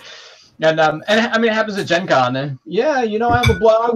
We're up to 260 viewers, and can I have and they ask for whatever it is, usually the King's Armory, because it's $100 game. So they're like, give me that one. But yeah, no, it's a please, just a simple please. A hi, my name is. Things of that sort go a long way.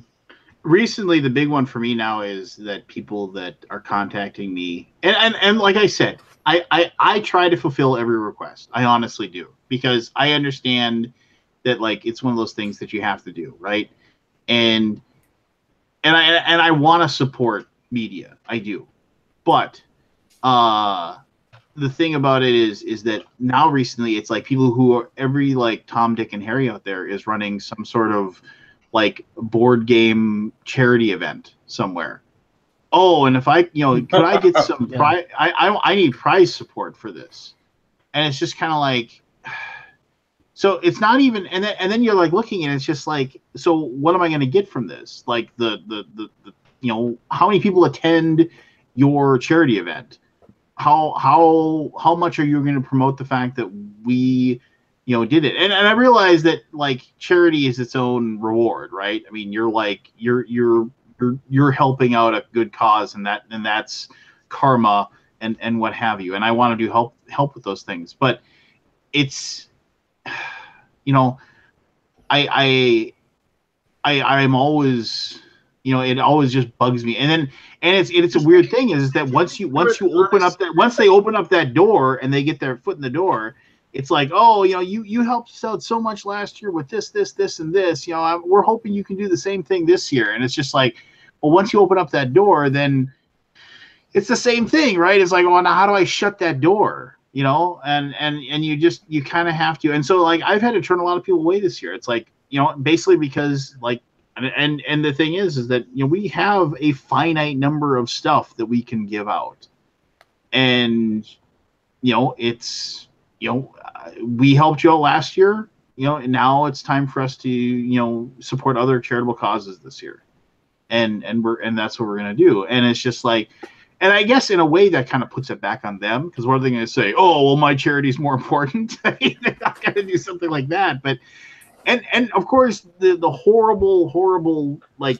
feeling in the back of your head of the fact that just maybe, just possibly, you're dealing with disingenuous people, where it's like, yeah.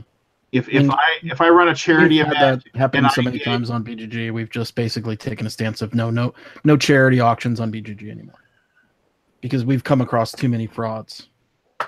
People that are generosity of the board game world, which is a super generous community, and then you get some guys really like taking advantage of that. It's like, well, you just killed it for everybody.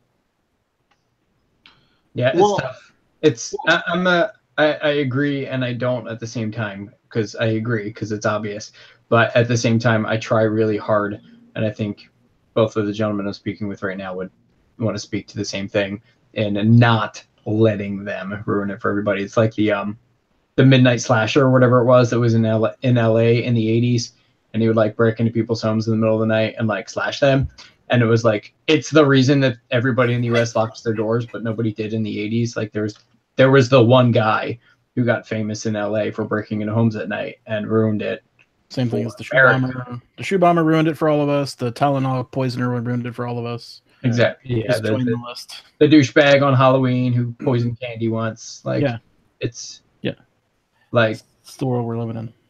But I think it's It's interesting. It's a whole different thought experiment, but my wife speaks often to the notion of like knowing stuff that we never did before, like the information age. Like right now, there's like plenty of wars happening all over Africa and the Middle East, but like 150 years ago, before radio and television and stuff, if those were happening, we have no idea about it, and they wouldn't be bringing us down. You know what I mean? So it's like now with the information, it's a whole different world full of problems that we know about that we need didn't to know be about carrying. before. Yeah. And then at the same time, well, now that you know about it, what level of responsibility you have to like to care and get involved? And it's just weird. And I think it's a microcosm, but you know, things like that ruin it. That's for a fantastic game by Did I tell you guys what I'm doing for the BGG Con charity? Spring. Oh, I didn't think you're doing charities. Keep pressing for you, Lance. Did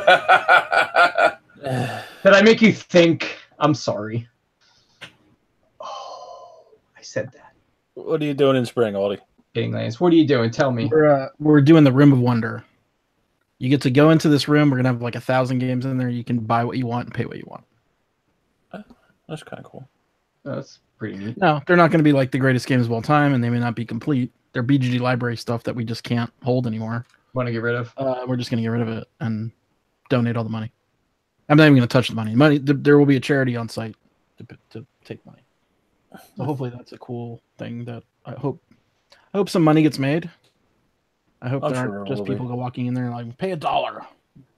Probably need some basic ground rules. Haven't really thought about the 100 all the rules ins and out of it yet, but that's the plan. I set a minimum for sure. Yeah. Yeah. Some minimums would be good. Yeah. $5 for this, $8 for that. If it weighs over 5 pounds, minimum of $9 or whatever you want to do, something like that. Yeah, I mean, I don't want to make it complicated, but something like that. All right, so hey, let's do something that's not exactly positive, because this isn't a positive thing. But let's do something we haven't done in a while. And it's not a game show, so don't think of that. Let's do the oldest Kickstarter you backed that you still haven't gotten your rewards for. Ooh. Oh Yep. yeah, let's go from negative to what have we not got? Yeah, well, it's negative, but it's fun, right? It's kind of fun, and also you'll go backwards, and you're like, holy crap, I backed that. Where is that? It takes me about half an hour to load all my old ones. So. Oh, no! Look at the poor All guy. these excluded. I feel like the obvious thing would be an airing of grievances we do all the time. Why not an airing of happiness? Well, because that doesn't get ratings. That's why. Yeah. I get, our viewer count is pretty much the same. hey, Lance, Why? I get to make a game out of unicorn poo. Well, what's his face already did, didn't he? Robert Burke. No, a squishy unicorn poo that you get to throw.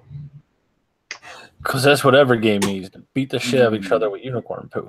That's right. So my super old one that is finally now getting a weird bit of traction is the Myth Journeyman, which well, they just fulfilled something Myth recently. Well, no, they didn't fulfill it like the company Myth, the creative Myth. I can't think of the company right now. The name of it. They've been like, just, it was all those things where, who knows why, but like basically like when Myth Journeyman, Merck's Miniatures was the name. Right, so Myth Journeyman, you could back it for like all of this crap, right? Like just there's like, and I did basically an all-in pledge, all the little expansion stuff and everything like that. And so like you got the 2 boxes almost immediately, or at least I did. And but like all the extra stuff that everybody did, like it's been forever, like it's been just non-existent. And the thing is that the people in charge had just stepped away. They were just like, for whatever reason, they couldn't sell the company. Yeah, so now they're selling the company, and they can't. The deal is in place, and they can't reveal the name of it and all this other stuff. Yeah, there was and, a lot of secrecy there, but I hadn't heard anything in a while, so I was wondering if they had updated. Yeah, so it's like, yeah, it was, yeah, it's one of those things where it's like it's actually moving, right? You know, it's moving forward, but man, oh man, it's just been a bad deal for everybody involved. You know, like, and you know, it isn't as bad as like some of the stuff out there. You know, it's crazy. Like, I mean, because I'm looking back, what was it? The it finalized March 29th, 2015. So yeah, you're looking at 3 years. Like the people have been waiting for their stuff. So that's technically my oldest. I honestly had thought that it was just never going to happen, but looks like it might finally. Who knows? We can always get excited. And then the other. Mine goes back to it's a project that we're never going to see. So does that count? Well, I mean, is it like what? I mean, it's the Goblins Alternate Realities by Evertide Games. The guy took the money and ran. That sucks. How far did he get? Back that for 100. That was over 100K. Let me see. That was December 2013. What was it called? Goblins Alternate Realities. It's based off the comic Goblins and. Oh hell! The guy just ran off with it. I closed my window by accident. Oh. You're spending 5 minutes loading all the games. Yeah, the guy was Evertide Games, and he was using the money from his previous Kickstarters, for future Kickstarters, to make sure that it was a viable product, essentially, and his company was viable. But yeah, estimated delivery it was December 2013. The creator of the Goblins comic tried to get whatever files he could to start fulfilling this to people, and Evertide just said, "Nope, peace out." And that was $12,212 raised from 314 backers. Wait, you and I are two of them. How much did it raise? Because I can't see it because it says only 12. No. Oh wait, no, wait, I was looking at the wrong one. I was going to say no. It's got to be over. It's over 100K. I know that. At a Goblins game. We can't see alternate realities because it's under an intellectual property dispute, so you're locked out of the game. That's a really great solution, Kickstarter. Now I don't even know what anything. You know? Yeah. Have you seen You've seen the screen, right? You can't even look at it. No. We can't. I'll show you the screen. Hold on. Yeah, we can't look at it. We can't communicate. We can't do anything. So it's just adios. See you later. Yep. Pretty much. There you go. Can you see that? Or let me. Is it showing the top of the screen? Have a question. Ask the project creator. Yeah, and that's going nowhere.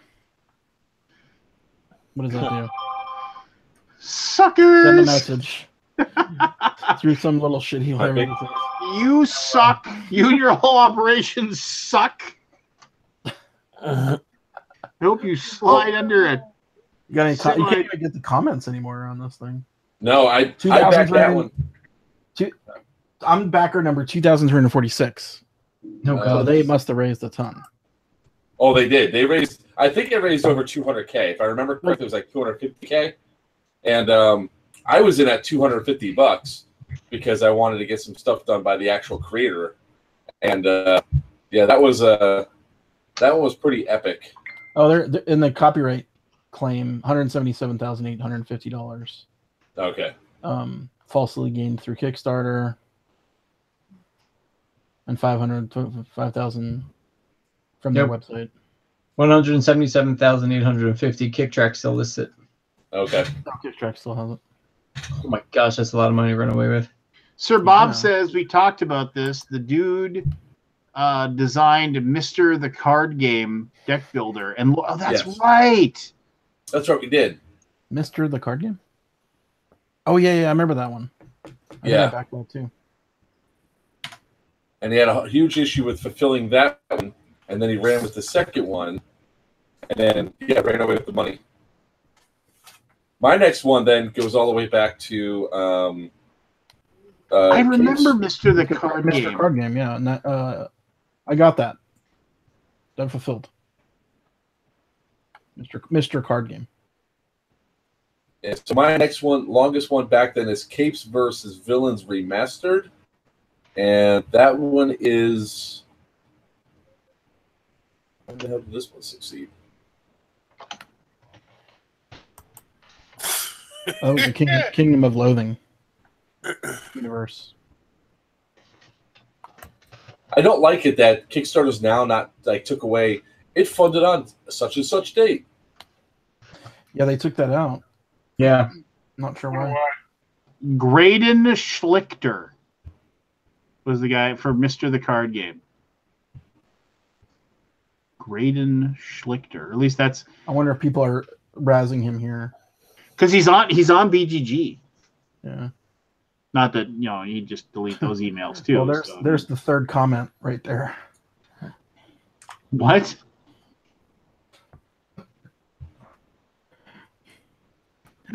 Mr. the Card Game. Where are you seeing this at? How are you seeing this? Is the comments on Mr. Card Game. Oh. On BGG or what? On what? No, this is Kickstarter. Kickstarter, okay. Oh, read them. What are they saying? I don't know if I want to read it. Yeah, I'll say it. Put it back up there. Yeah, I mean that one that I highlighted. Evertide Games, fucking bunch of assets. Yeah. So it kind of goes into Be that. Respectful, inconsiderate. It says. I guess the UK. This is from June 14th. I assume last year. They don't have the dates on these either, so it's like you don't really know. They never had well, and there's some of them out there that I wonder like why they aren't why aren't they like why aren't things happening? Like so what was it? I can't even talk.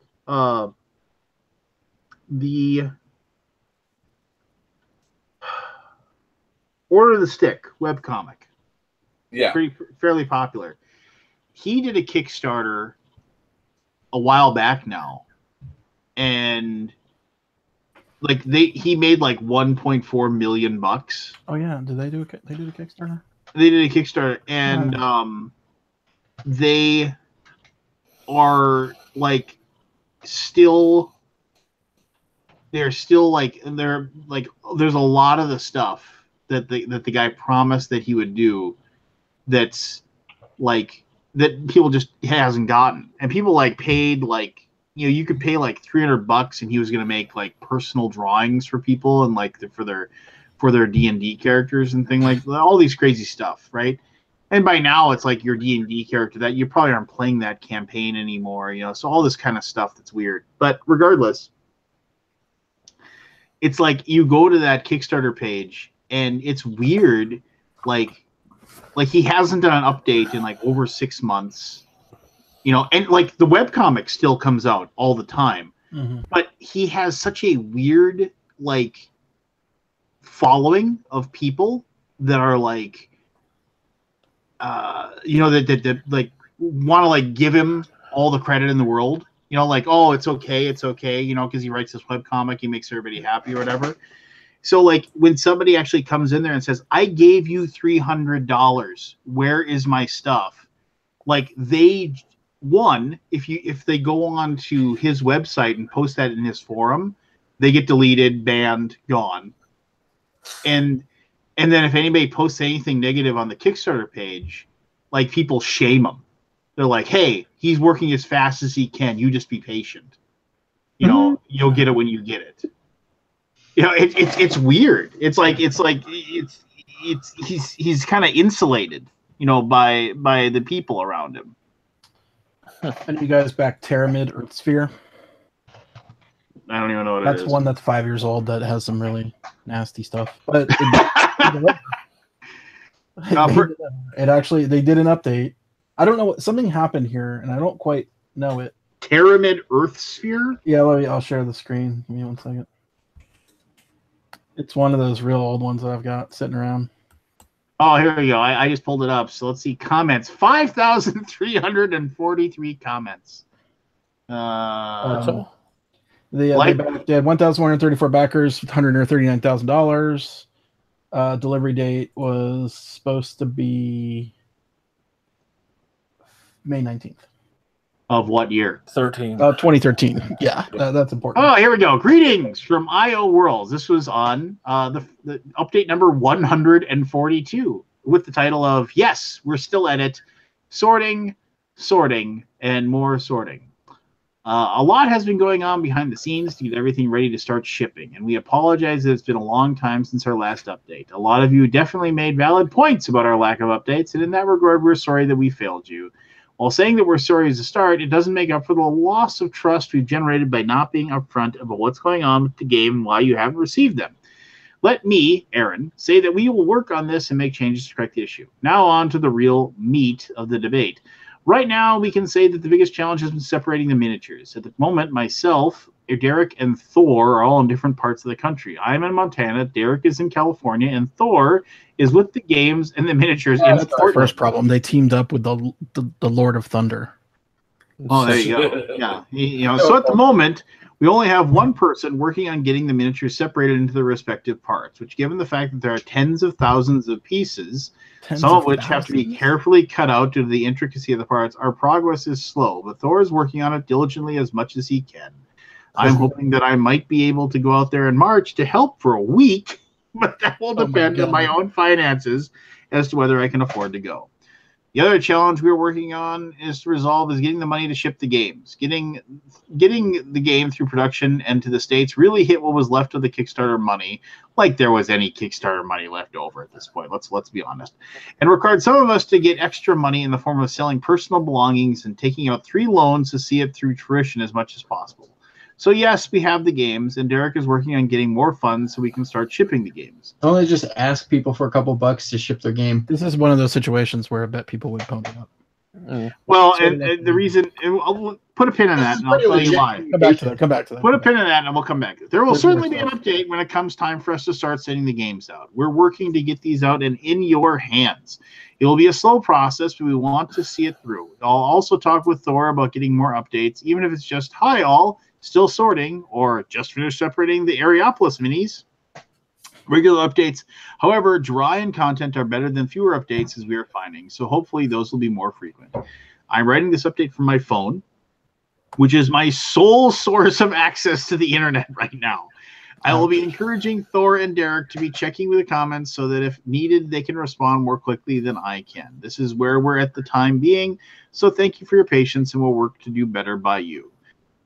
P.S. I don't know if these were shown in previous updates, but here are some detailed pics of the minis up close. Also a pic of one of the cards to show in detail what the final layouts look like. So, and then you guys see the minis look all right, actually. Yeah, the minis don't look horrible. I don't know what this is. Maybe are these things supposed to be cut and put on somewhere? But why are they sorting minis? Why aren't they just bagging them up? And I mean, I guess they're all on sprues and they have to cut them for each game. No, an epic steampunk fantasy monster fighting game of aeronautical questing, battle sky pirates, or become one in the world of Tyranid. You know what I think it is? You know what I think it really is? Somebody's got a 3D printer and they're 3D printing the shit. No, these are real molds. I mean, from the pictures, but yeah, they're on sprues. I know it's separate. So apparently, the miniatures arrived in August 16th of 2016. Oh dear. So here's the deal. This is like here's the deal. How does it just sort out miniatures? I don't get it. I don't get it either. Well, they have to have a real life and a real job too. But okay, but here's the deal. So why they don't ask people to pay for shipping? Because they're not ready to ship the stuff out. They don't have everything. Hell? They can't do it. Look at all this stuff. They can't ship it out. And so that's are they going to sit there and were they going to hand assemble all this stuff and cut it and like make each box? The moment that you ask people, the moment that you ask people for money to like, oh hey, could everybody, if So it also that opens up another level where it's like, so what happens when, say, like half the people want to give you the $20 to ship it? People are saying, I'd pay shipping and assemble my own models if it will expedite the process. People are saying that repeatedly over and over again. I'll pay the shipping. I'll do my own clipping. I'll do my own construction, but they're not responding to that. What that means is that it isn't true. It's because they don't have the option. And that's what that means. Yeah. It's they're not in the position to like send the stuff out. Well, I mean, you saw they obviously you saw the one thing with like 15 wings on the one thing. They need to sort all that before they can even present that option. Hey, John, do you have Kickstarter nightmares? Yes. I bet these guys have fucking nightmares to kill all our nightmares. Like, I mean, that's big time money there. This is big, and they're still working on it after 5 years. This is 12 dice in a bag. Yeah.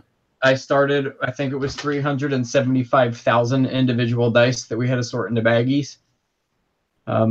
Ouch. Yeah, we got through 140 labor hours of packing in 8 hours because I asked pretty much everybody I know at my church to help, and like 30 families came out and helped, and I donated to the youth group. This is what I'm saying, like, for these guys it's doable. Like, very. You just need to not have Thor sitting in his living room. I got another one for you, Lance, if you want to go through the comments. Here's the deal with that, and I don't know anything about this or whatever, but here's the deal with that one. Is that if you have Thor sitting on the weekend, sitting there clipping out minis and going through the process of doing this, then shouldn't he be able to send out like 2 games every week?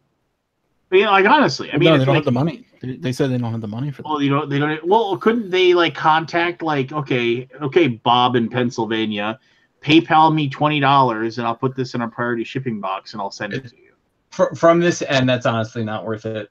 The inefficiency of the time, and then hearing, what they have, like 1,100 backers, having 1,098 backers, 1,000, probably 2,000. It wasn't me. It's not worth it. Yeah. All at once. Fair. Okay, what's the next one? What's this is a pretty old one. Legendary Monsters. You just go to the comment section because the update stopped. The update stopped coming in. Is that the September 7th, 2015? Pardon? Legendary. Is that the one where you chuck? Cards on the table. Epic card combat with savage creatures of legend. Control one or more powerful monsters in a visceral battle to the death. Screen share. 221 backers pledged $16,113 to help bring this project to life. The last update was September 7th, 2015. Yeah, that one's dead. 16,000 isn't enough to make a game. So, especially with these giant, but he's got the stupid thing. He's got pictures of these minis or molds or something. That guy's doing it in his living room. That looks horrible. Fabricator. Yeah, he's trying to make it himself.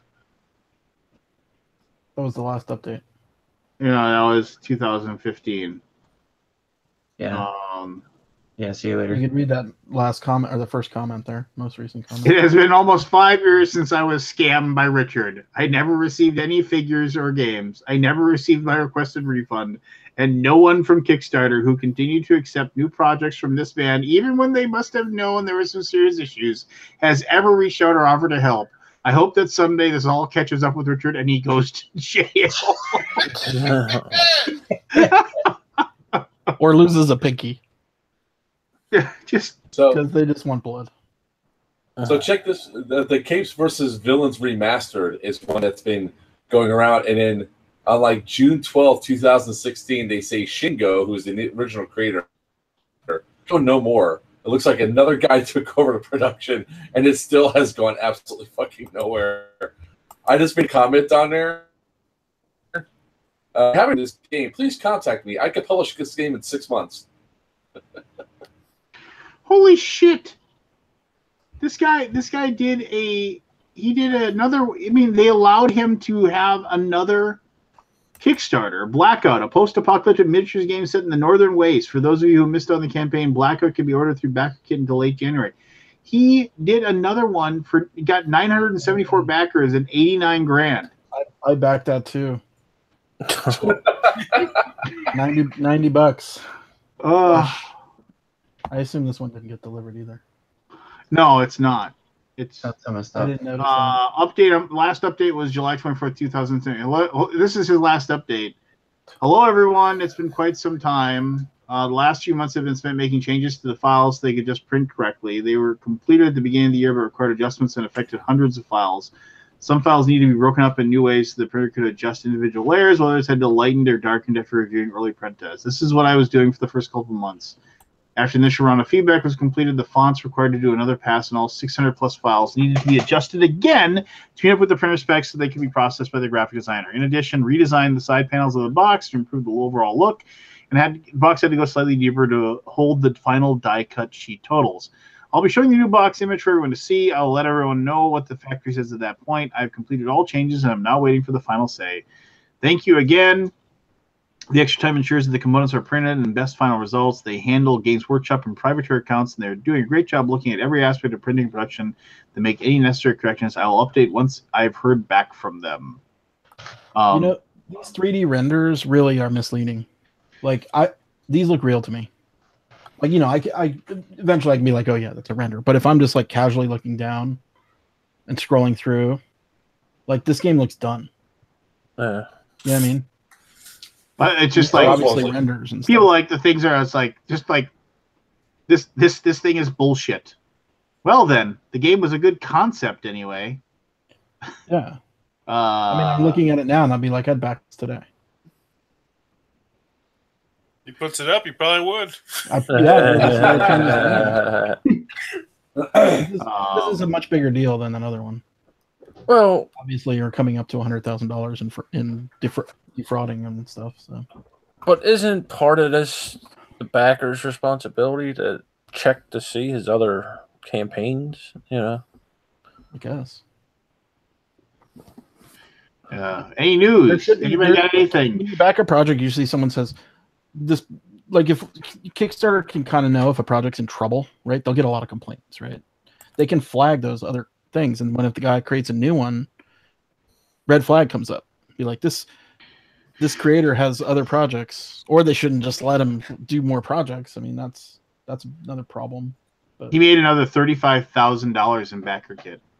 Oh my gosh. money. How long ago was this? I can give you more. Yeah, it's this was a scam from the very start. He made nearly 90 grand for a few hours of work, and that's not even counting the money he made on purchases after the Kickstarter was over. So then somebody said, "Here's his address. Here's his phone number. Here's where you can phone him." It's just like, like they're like that's doxing. He's like, it's not doxing if it's public record, which it is. He also entered a business contract with all of us, and to send in the lawyers, you need to have these things. Now, if someone was to call him with threatening phone calls, that would be illegal. People are like, once again, threatening, I'm going to take legal action against this guy. Well, no, you're not, because nobody's going to take that lawsuit.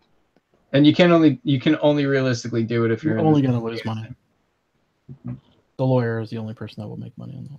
You have to be a lawyer and do it for yourself, or have a lawyer that's willing to do it for nothing.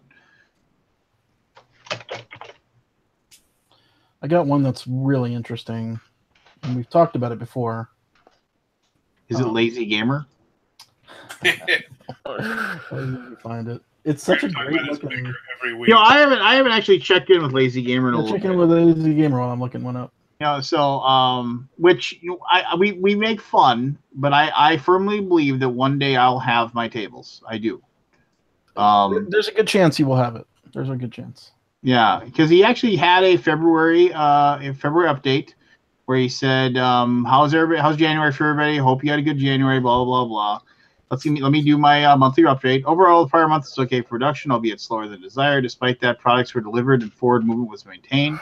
I tend to bring some help in, but I found that the space I have available is a little inadequate in terms of size. A lot of the processes require a fair amount of room for one person to perform, and as such, It created a bottleneck when two people are dancing around one another, sometimes also creating conflicting dust, mess, and debris. I'm looking at freeing up a little more space in my basement. Once I've succeeded, I'll reattempt at having a second worker present. Due to this, I don't have a per-month production estimate available right now, but we'll work towards obtaining a figure so that everyone can get a rough idea of when they might receive their boards. So it's been a month balanced with productivity and some new challenges. Nonetheless, I roll onwards. I'll leave you with a very few photos and a video today. The video shows some aspects of how I repaired the finish on boards that I had an issue with the yellowing and crackling. Disclaimer, it's very rudimentary and rough cut. I'll work on that for future media. Best wishes, everyone. I'll see you again. I'll talk to you again next month. And so he shows like updated pictures of like his basement and like all the stuff's laid out. So, once again, it looks like he's actually doing stuff. And so, and several people like some people like asked questions about like saying, and it's like, can we get a number of tables that have been delivered so we can at least keep count? Seems a bit artificial unless you can tell us how many have been delivered. And then the response was, thanks, everyone. I'll continue to document everything I can so I can share more photos, videos, so on and so forth. Let me address a couple of things for the comments. The one person said, I know it's slow going, but I'd like to know what backer number you were on with regards to fulfillment, at least in regards to shipping. If you have even gotten to shipping yet, I realize that local pickup is being focused on first. Hopefully, after this first month of work, you'll be able to give an estimate of a monthly fulfillment rate. I'm worried that I may be waiting years since my backer number is in the 200s, but I'll wait and I'll see if there's forward progress. To that, the guy said, I've delivered a dozen boards in person and that many dice trays, plus some extra and a handful of scorchwood dice. I have a few boards on the go in my basement and finishing up another today. Those numbers are low, I know. Years of waiting may be a reality. These production numbers are also bound to improve a lot as other factors become worked out in my home life. Working from your home basement with multiple kids who haven't yet reached school age when you can't afford daycare is an extraordinarily challenging task.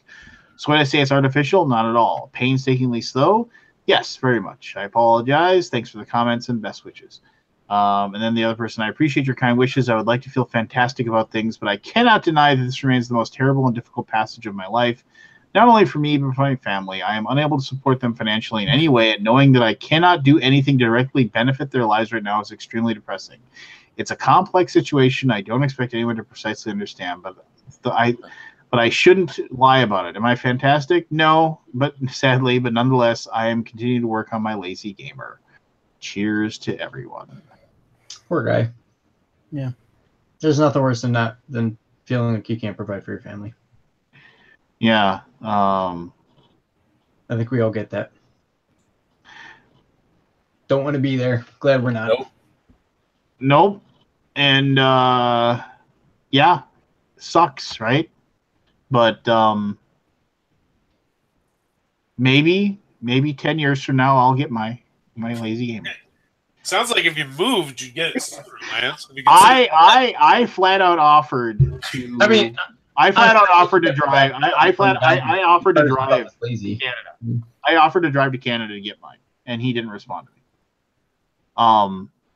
But I actually ordered the large square one. Yeah, me too. I think we both went in on the same level, like that biggest. Yeah, and I don't think he's even started making those yet.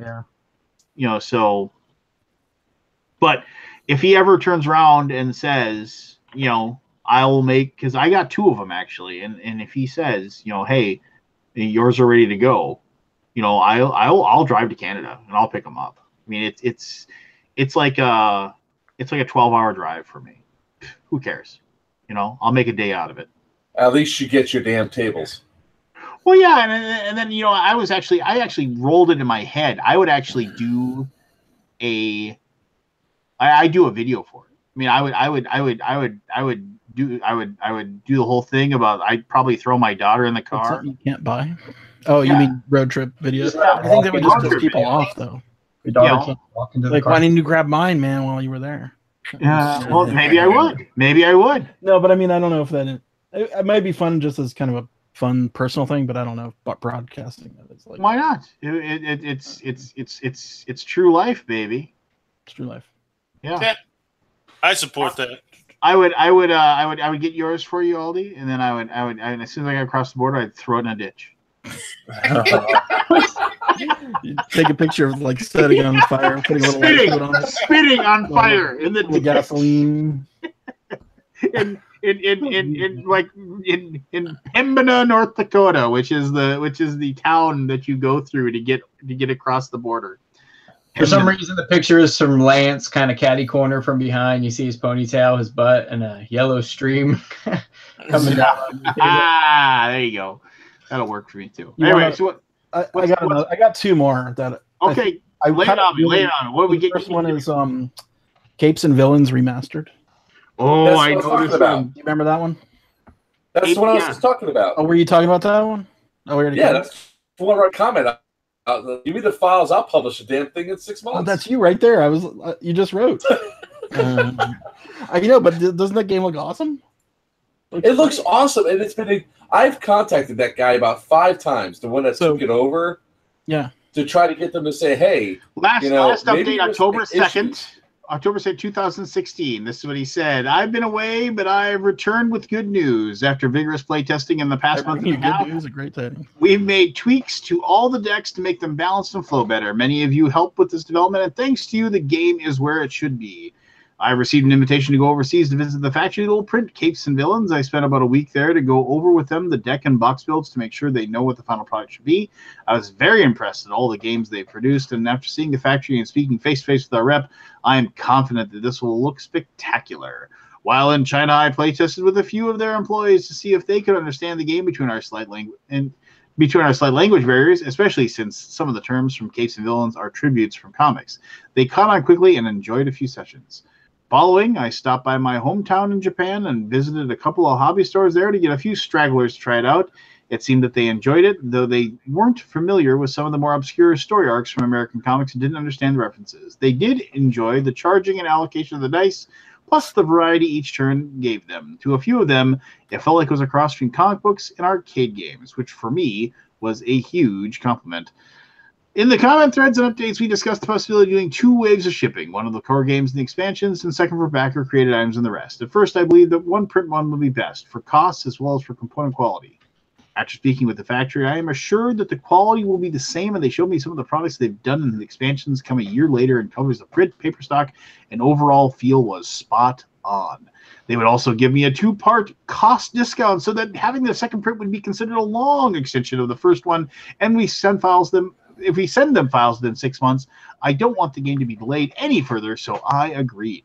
For a quick schedule, now the printer has 100% of all the game files, core game, and all expansions, as well as the final box design. They are giving me until the end of October to finish the rulebook and submit it to them for printing. So while I'm working on back creation, I need to knock this out as soon as possible and have a proofread even after all the graphics are updated before submitting. I want this to be a one-shot deal and get it right. I had admittedly been focused on rebalancing the game, so there hasn't been much progress with backer creation. I didn't feel right to continue backer gameplay creation until the core mechanics were down to where I'd like them to be, especially since we'd have just to rework them if I tweak this main gameplay in any way. So those who've been waiting for me to get on with the backer creation, I'll start up this week. Thank you for your waiting during this month and a half for me to get things back in order. I know you've all been getting worried and wondering what's going on. At this point, I look forward to continue to bring you good news. Ayumi Takahashi. That was the last update. It's like Board Game Breakfast did of his previews or whatever. What? Board Game Breakfast guy. What about it? Nick. Well, I mean, he got a preview of it or something. Of Capes and Gulls? Yeah. Or Capes versus Villains Remastered. Capes and Villains Remastered. He got one recently. Well, remember how he used to do the Kickstarter thing on Board Game Breakfast? Yeah. He's here talking about it back in whenever this was. Like where? On the Dice Tower video stuff. Oh, I don't look at that stuff. So. No. Don't look at that stuff. Yeah. Anybody who pledged is long gone. Whether that money was spent on game assets or margaritas, it doesn't even matter. The whole thing was so competently handled at every critical point that if it wasn't planned as outright fraud and theft, the result is still just the same. This is one of my earlier game pledges on Kickstarter, and Kickstarter has done nothing for the backers here, and I expect they never will. They got paid. We got screwed. That's from He's not backer wrong. Kirk Grensenberg. Well, Kickstarter doesn't care. They don't care. Nope. They think they don't care. What are they going to do? Refund their money? Yeah, they don't care. The moment they refund $1 to anybody for anything, Yeah. they open up that door. Yeah. All right, I got one more. Oh, okay. Since this is lots of positivity going on right now. Let's go. Zero Agents. Oh, I know this one. You know this one? This is one I almost backed. For the longest time, like I It's so thought cool. for the longest time, I felt like I dodged like all the bad ones, right? You Like dodged a lot. I didn't bat. I dodged up front. I dodged all these things, and the thing is, I still might dodge all of them. I could maybe still because I might finally get my lazy gamer, and that would be the only one. It looks like Myth Journeyman will fulfill because they Right. like the second company is taking over. We may have to pay shipping to get our stuff, but it looks like we might get it. So, Here's another yes. one of those, rendered mini look, that so like misleading. Zero Agents, These Fast and exist. Furious 1 to 5 player miniatures, dice, and card game of secret agents and spies, where both teamwork and betrayal lead to victory. Created by Avatar Games. Let me just check something at the Avatar Games real quick before we go any further. That is the only thing they created. Though Chris used the account to back a few other games since then. But, anyway, regardless.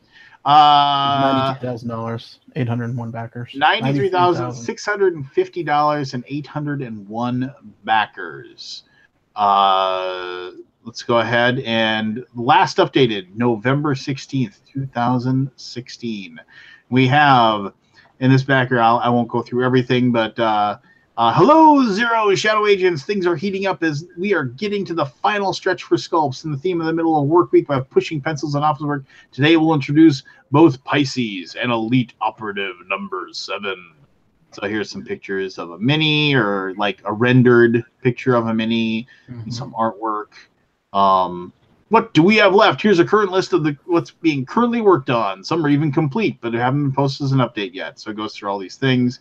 Some things pending. Most of the things are complete.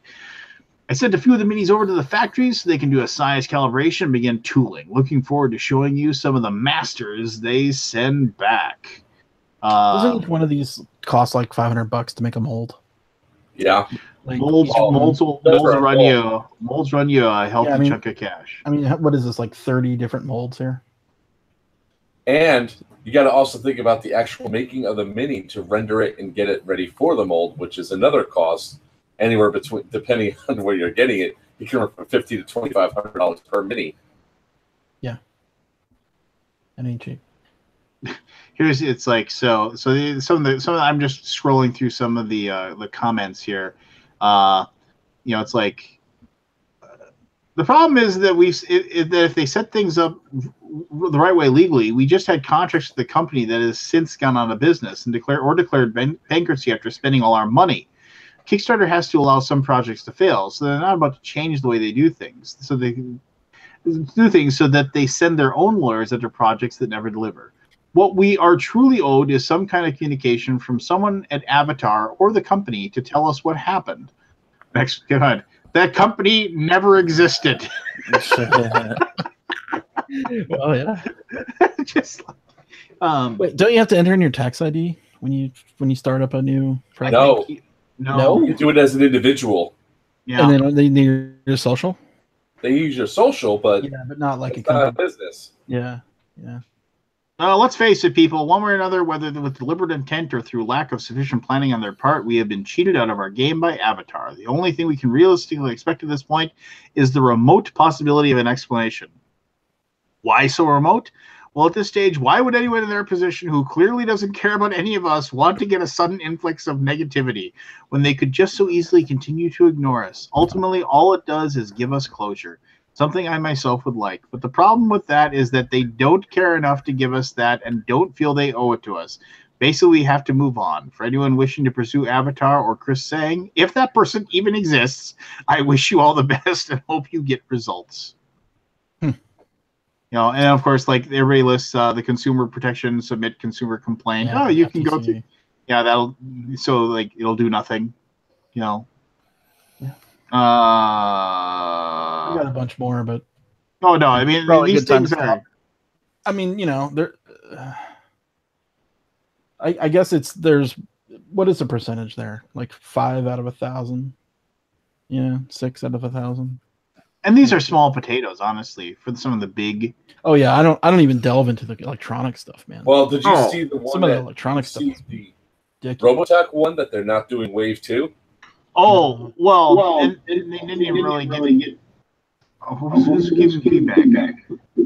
Who turned on their radio? Somebody. Who knows? The weird thing about that one, the Palladium one, was that and then they sat on it for so long that they lost the rights to it. Well, I would love to be sitting here just watching those meetings to see that unfold. I think it's more along the lines of they just were not allowed to renew because of the failure of this project. One of my ones that I'm actually truly angry about is the Aliens. You guys remember the Aliens one? No. No. Hold on. Because it's in the stores. You can buy this game in a store. Aliens what? I'm finding it.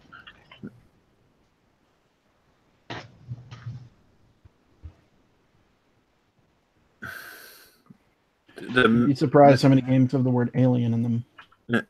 There's a couple of Predator, Alien versus Predator, the miniatures game. Oh yeah, that's crazy. I'm pissed off about that one.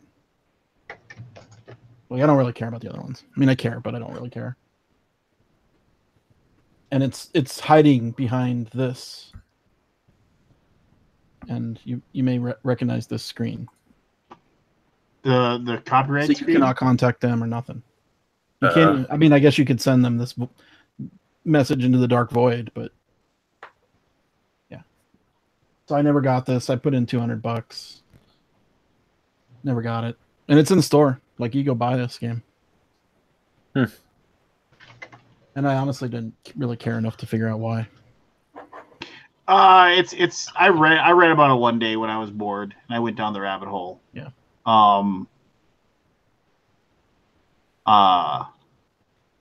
It's yeah, I mean, no, it's like, it was just one of those weird things where, I mean, if you look at it, people are really upset about it. Not very happy about it at all. Yeah, if you yeah, I mean, I could probably go read the forums on BGG, right? Because that's where people can actually post. Yeah, I mean, if you go there and like people are like, you owe me this much and that much and that much, and they're just like, whatever. You know, they're totally. I noticed it is a second edition here, which I didn't even notice.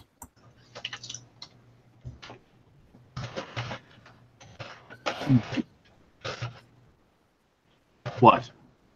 Alien versus Predator. I mean, I don't know. It's like I said, like a second edition, whatever. I always, like I said, I was proud of myself for avoiding. You dodged a bullet. Yeah, and so I didn't back that Load game. Remember that Load game that came out? Oh yeah, I remember Load. Goodness sake, everybody remembers Load. That was one of the biggest fireballs. Has that shipped? Did that one? Yeah, ship? I got my copy. Oh, you did? Okay. Is it any good? It's just a big dice checker. I mean, right. That was a weird thing. It was a weird thing. League of Ancient Defenders. League of Ancient Defenders. Yes, that's right. No. The mini systems were pretty cool. They're mini, the look of them and stuff. What was the thing? I'm trying to remember the other. Like, there's people love being angry, right? That's the only one I'm angry about, because they obviously had the game made. I still haven't gotten my Shadows of Brimstone Wave 2. Oh, you too? Yeah. I mean, I The stupid thing is I've never played that game. Basically, I'm just gonna give it away. What game? I played it. Shadows over Brimstone. Shadows. Shadows over. Oh Brimstone, yeah, Brimstone. I will likely never play my copy. Oh, the camera's locked on me. I think. Oh well, good, because you're a beautiful man. Unlocked me. It's likely I'll never play Brimstone. I should just sell it because I have that giant pledge. I went, Did you pledge the other game that they came out with? Wasn't it like Japanese kind of No, theme? You didn't do that one. For a game like I don't know what it is about Flying Frog. They kind of just they kind of pissed on their leg a little bit. They had their thing going for a while there. I thought that A Touch of Evil was a really good game. Way better than the zombie one. Okay. But Touch of Evil was pretty fun. Yeah. And the one after that, it was like the cliffhanger game or whatever. I really love the cliffhangers game is great. So what is it called? Fame and Fortune? No, Fortune and Glory. Fortune and Glory. Yeah. Fortune and Glory. I love that game. Fortune and Glory. I play like once a year. But I never can remember the rules, so we kind of probably never played. I don't think I've ever played that game correctly. But like the Brimstone thing was such a. Good night, kids. Go back, Habsies.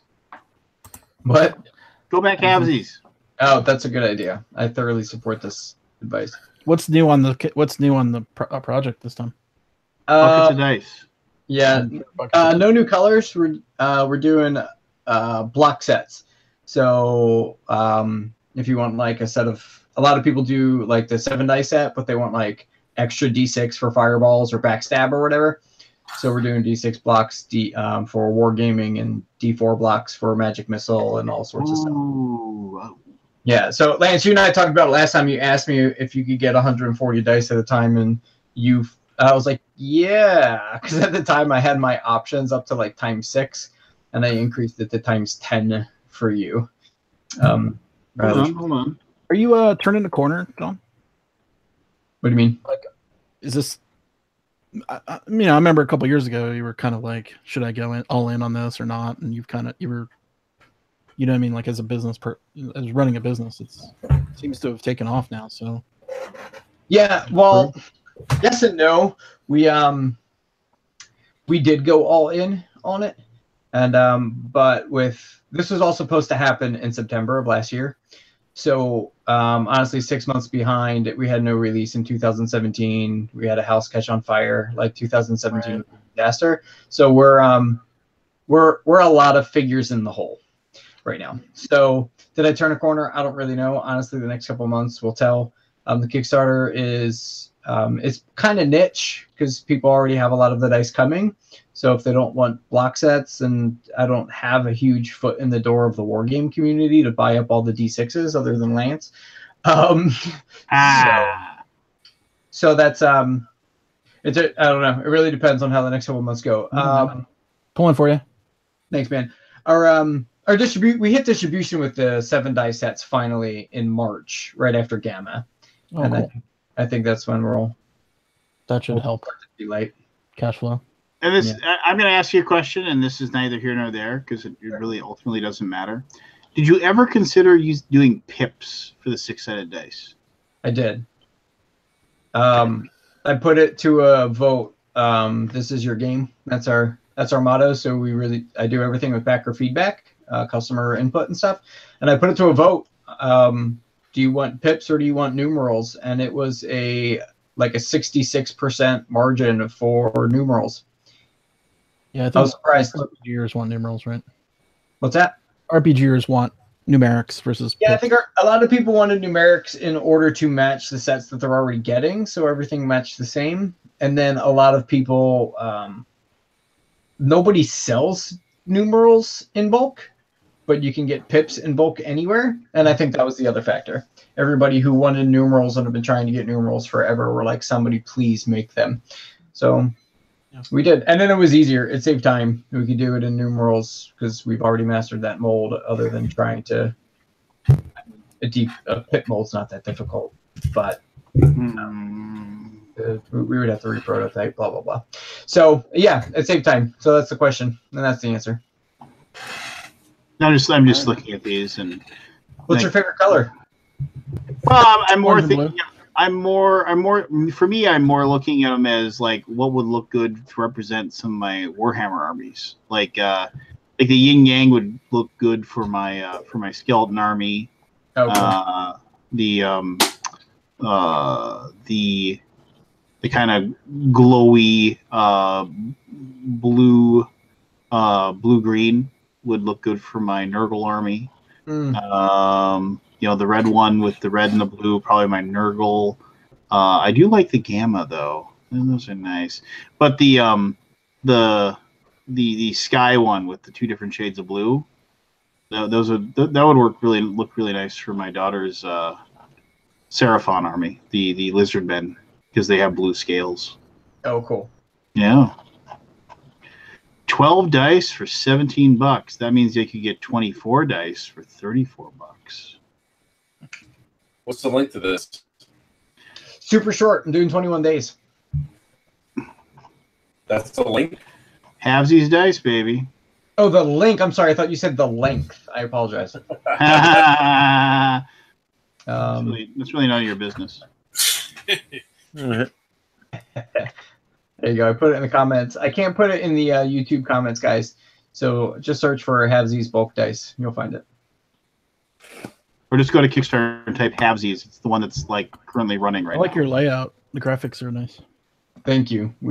All those dice look real nice when they're like all laid out. Really cool. Thanks. We actually Fire paid and ice dice, man.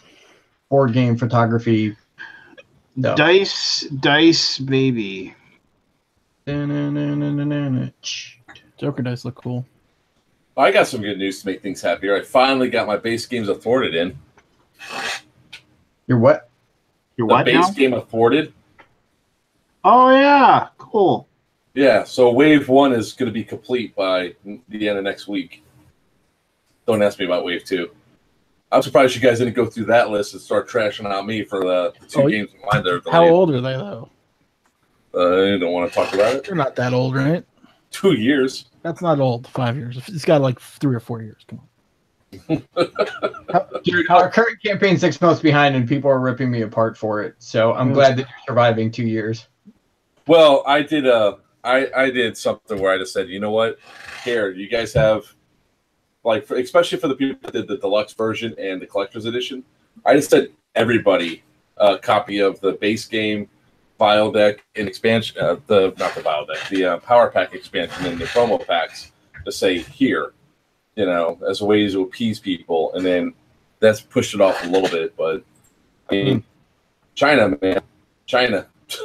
Yep. Mark, what's your company? Why can't I? What's your company? I am Vial Genius Games. Oh, okay. Explains everything. I was like, because I know your face, and like, what? Where's the connection? I'm everywhere, man. So you got rubber bands shooting each other right now? Nope, we canceled the campaign. Oh. We had to. After, like, Parkland's in my backyard. Like, literally, my wife went to school there, and so did a bunch of my friends. And when the campaign was still running, we had 400 and some odd backers. But right now, we're only like 203 or 223 backers.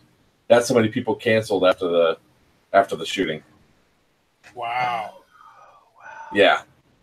We were getting torn to crap. I mean, and luckily it didn't go to that. I was getting messages. This is bad taste to have a game up there with guns. And all this other crap, so it's ridiculous. It was just ridiculous. So, and on top of that, we made a mistake early on. We tried something unique where it was like, hey, if we hit stretch goals, because it looked like we're going to, the ultimate goal is to give free shipping to the U.S. and heavily subsidized international shipping. Yeah, that didn't play well. So, why not? People didn't like it because they don't want to be charged after the fact. They don't what? You broke up a bit. They don't want to be charged after the Kickstarter. Oh, like 50% of companies, myself included, charge after the campaign for shipping. It's so much easier. And the second issue was price because of they didn't see it as an actual game, but more as a toy. And they didn't understand that the majority of the cost is the cardboard for the walls and the base and all the punch outs and all that. So they just didn't see the value of the game there. So we have another material that we're testing out right now if it works. It might actually be something that can go into mass market. Cool. So, Your mass market. If pie case can go mass market, then rubber band guns can go mass market. well, funny you should mention that because Toy Fair, because of Rocket Cats in Space, we got that Target Innovations pitch, and that went really well. Huh. Well, there you go. Yeah. So that we have the mind for mass market. If we can get that game to like $19.99, because the guns cost next to nothing. It's not the guns that make that game expensive. It's just cardboard. Interesting. Yeah. 'Cause I can't tell you how many people message me. What if you only had one gun? Well, first off, the game wouldn't work. But second, it's Really interesting. shut up. We lost your last minute. Oh. Am I still breaking up? No, you're back. I didn't lose anything. What? Who? I didn't lose his last minute. You even know what year it is? I see that stack of games getting thinner. You working your way through it? Forrest? Me? Yeah.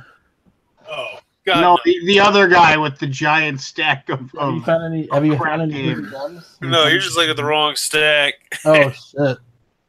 No, I mean I'm working through them. I'm posting like 3 or 4 reviews a week, but I mean there's hundreds there, hundreds. Do you They're post your really reviews good on games BGG? too, aren't they, Forrest? Oh, they're all spectacular. Have you found anything in there that's good?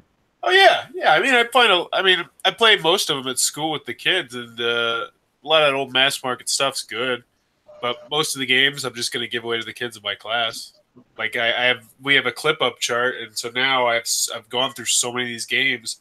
I have like 30 or 40 games up there. It's like if you clip off the chart, you can take a game, and like the kids are fucking flipping out about it because it's like, oh my god, I get a game. But yeah, there's some good games. There's been a couple that have been 8+ ratings, I would say, but most of them are no. Is that Kingmaker? Probably not. In your Wait, head? that is That's your actually. Is that good? Yeah, it's supposed to be. It's like one of those classics. I don't know what this is. Screw it. Let's see. Monsters and Maidens review. Chronicles of Crime review. Oh, I know what I wanted to say. Chronicles of Crime is a great game. Do you guys remember Cyclo Dice? Remember what? I think we were talking originally. Do you remember Cyclo Dice? No. SAIQLO. No, but did anybody back them? They're the Japanese dice, the ones with the little ribbons inside. Remember those? Nope. Nobody backed them? Okay. Not it. Well, I backed them. They're awesome, and I want more. So I wrote the guy, and I'm like, in this project, it got fucked. Like he fucked up, and I just wrote him. I'm like, send me the info about your project. Send me the maker of those dice, and maybe I can help you out. So we'll see if he writes me. Bauer, 3 weeks ago you posted Gen Con Bonanza 2016 Hilton Gardens Hotel review. Yeah, that one just got slipped through the cracks. What is it? Oh, A review of the hotel at Gen Con? Oh, Yeah, I like to do human interest pieces because I mean that's the kind of stuff that if you're going to that hotel, you click on it and be like, oh yeah, it's not going to change that much. But yeah, we just totally spaced on posting that 2 years ago.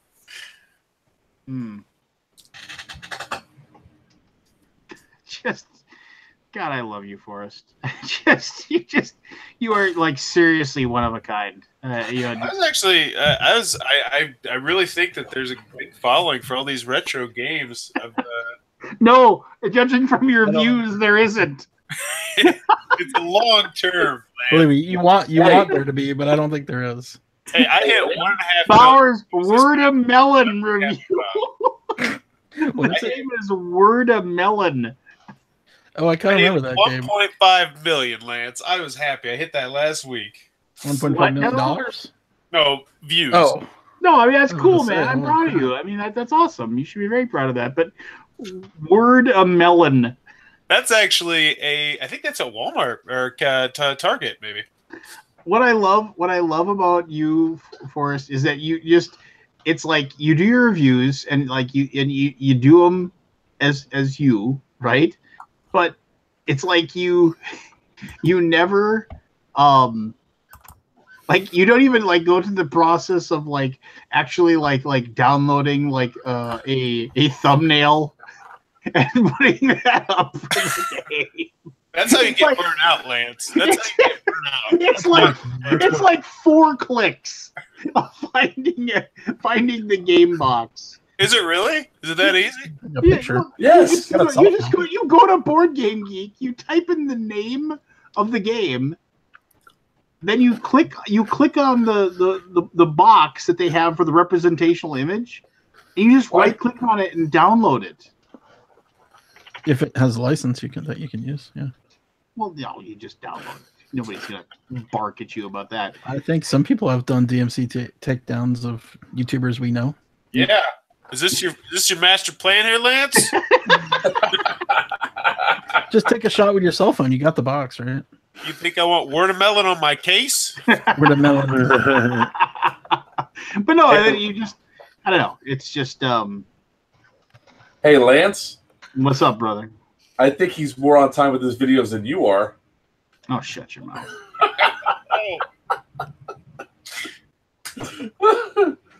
Yeah, my Kickstarter totally failed because you were late. I believe you. You took down that Kickstarter? Yeah, I canceled it. Yeah. That's a good call. Well, we're relaunching in May. We'll have a lower price point. It'll be better. We won't have the controversy around it. Yeah. Hopefully Hopefully we press- don't have the controversy. Maybe. Who knows? Right?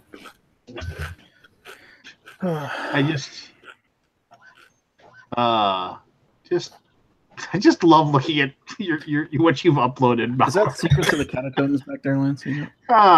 Bowers Game Corner beer putt review. That is actually a really cool idea. I was surprised there's not more views to that video. I think that thing flopped miserably. Bowers Game Corner Moortooth's review. That's actually from Steve Jackson Games, and that I have no idea what the hell they were thinking putting that out. Bowers Game Yummy Pancake review. That's a great game. Mm-hmm. Yeah, somebody's got to review all that weird crap, man. This will be All late. right. I'm legitimately leaving this time. Have a good night, everybody. Yeah, John. Right. All right. You're getting long tail hits there. Can you even find these games in the store? Define store. Like In general, a store. Man, I need to finish Charterstone. Hey, hey, Forrest, how'd you like Chronicles of Crime?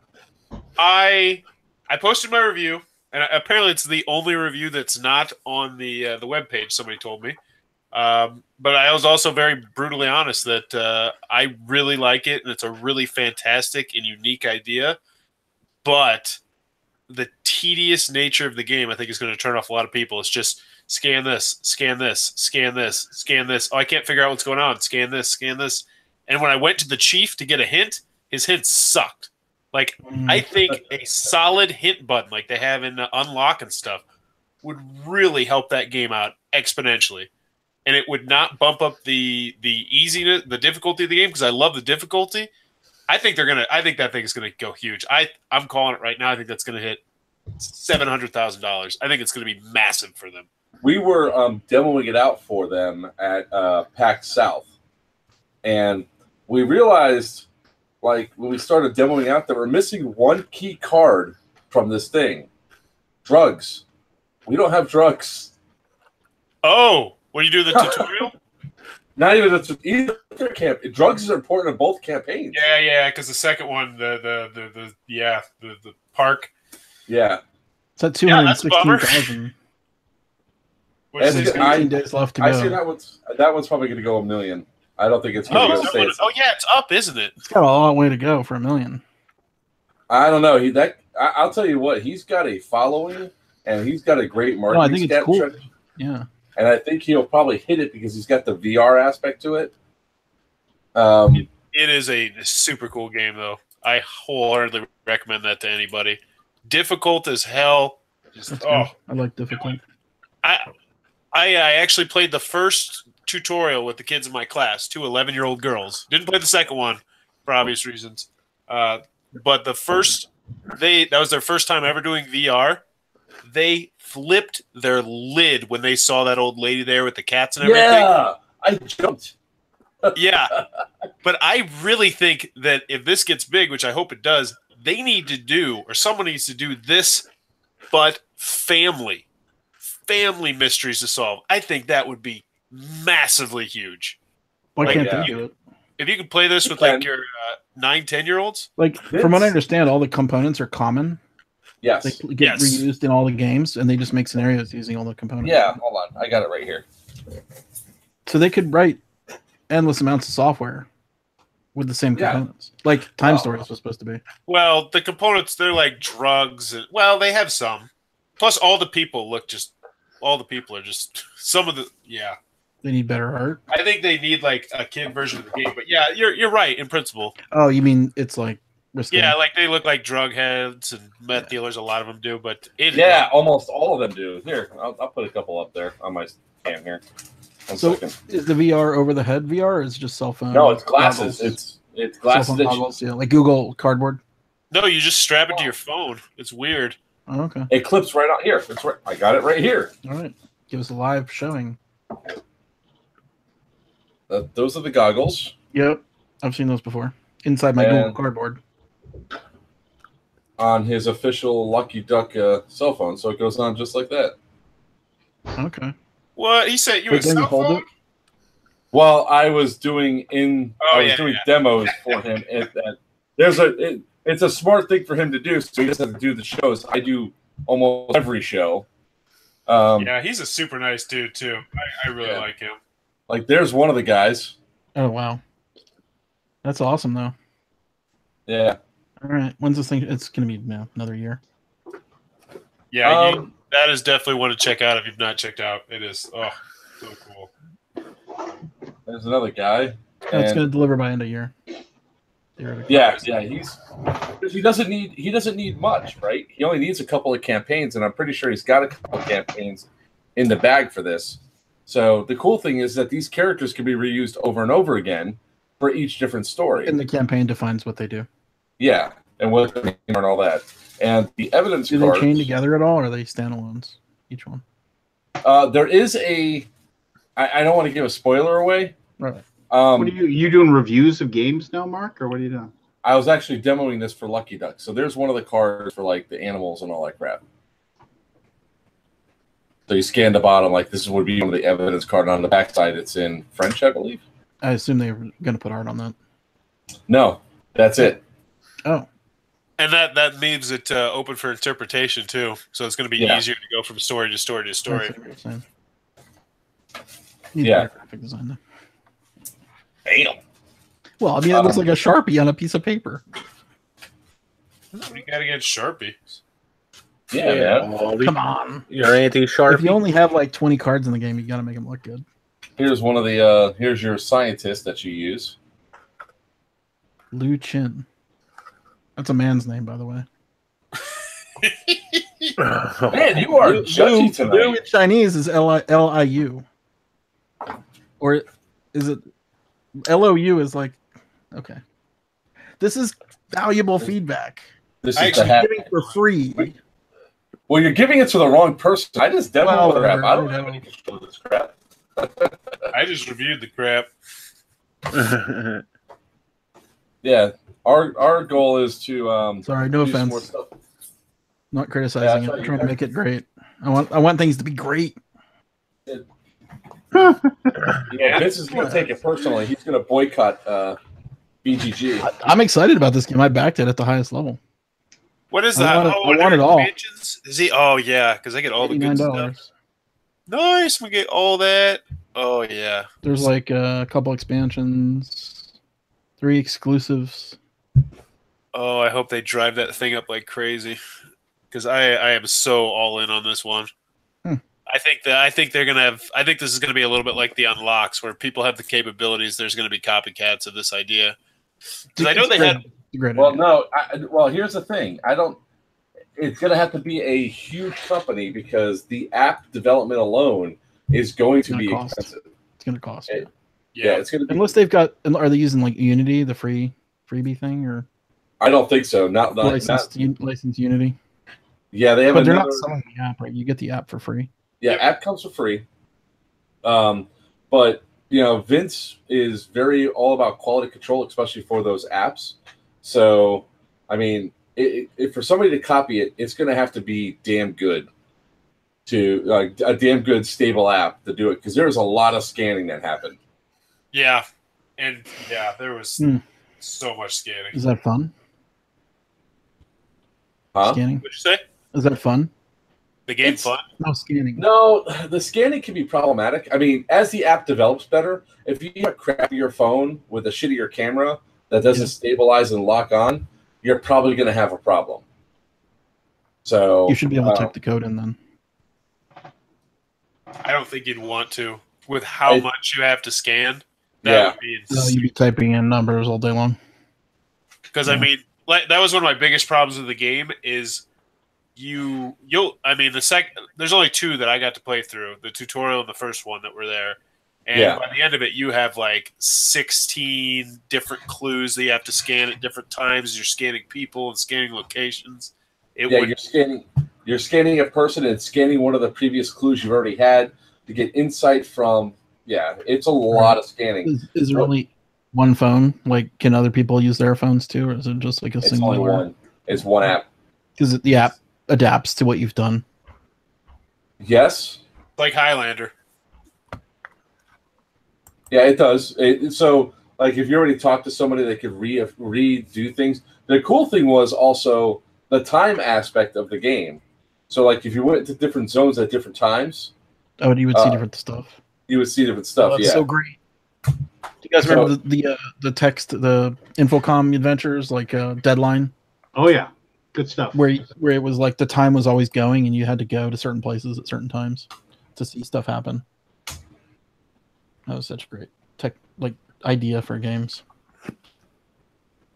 Yeah, this one's unique, and I was really happy to be demoing it out and all that. I can't wait to do more stuff with Vince on this. Cool.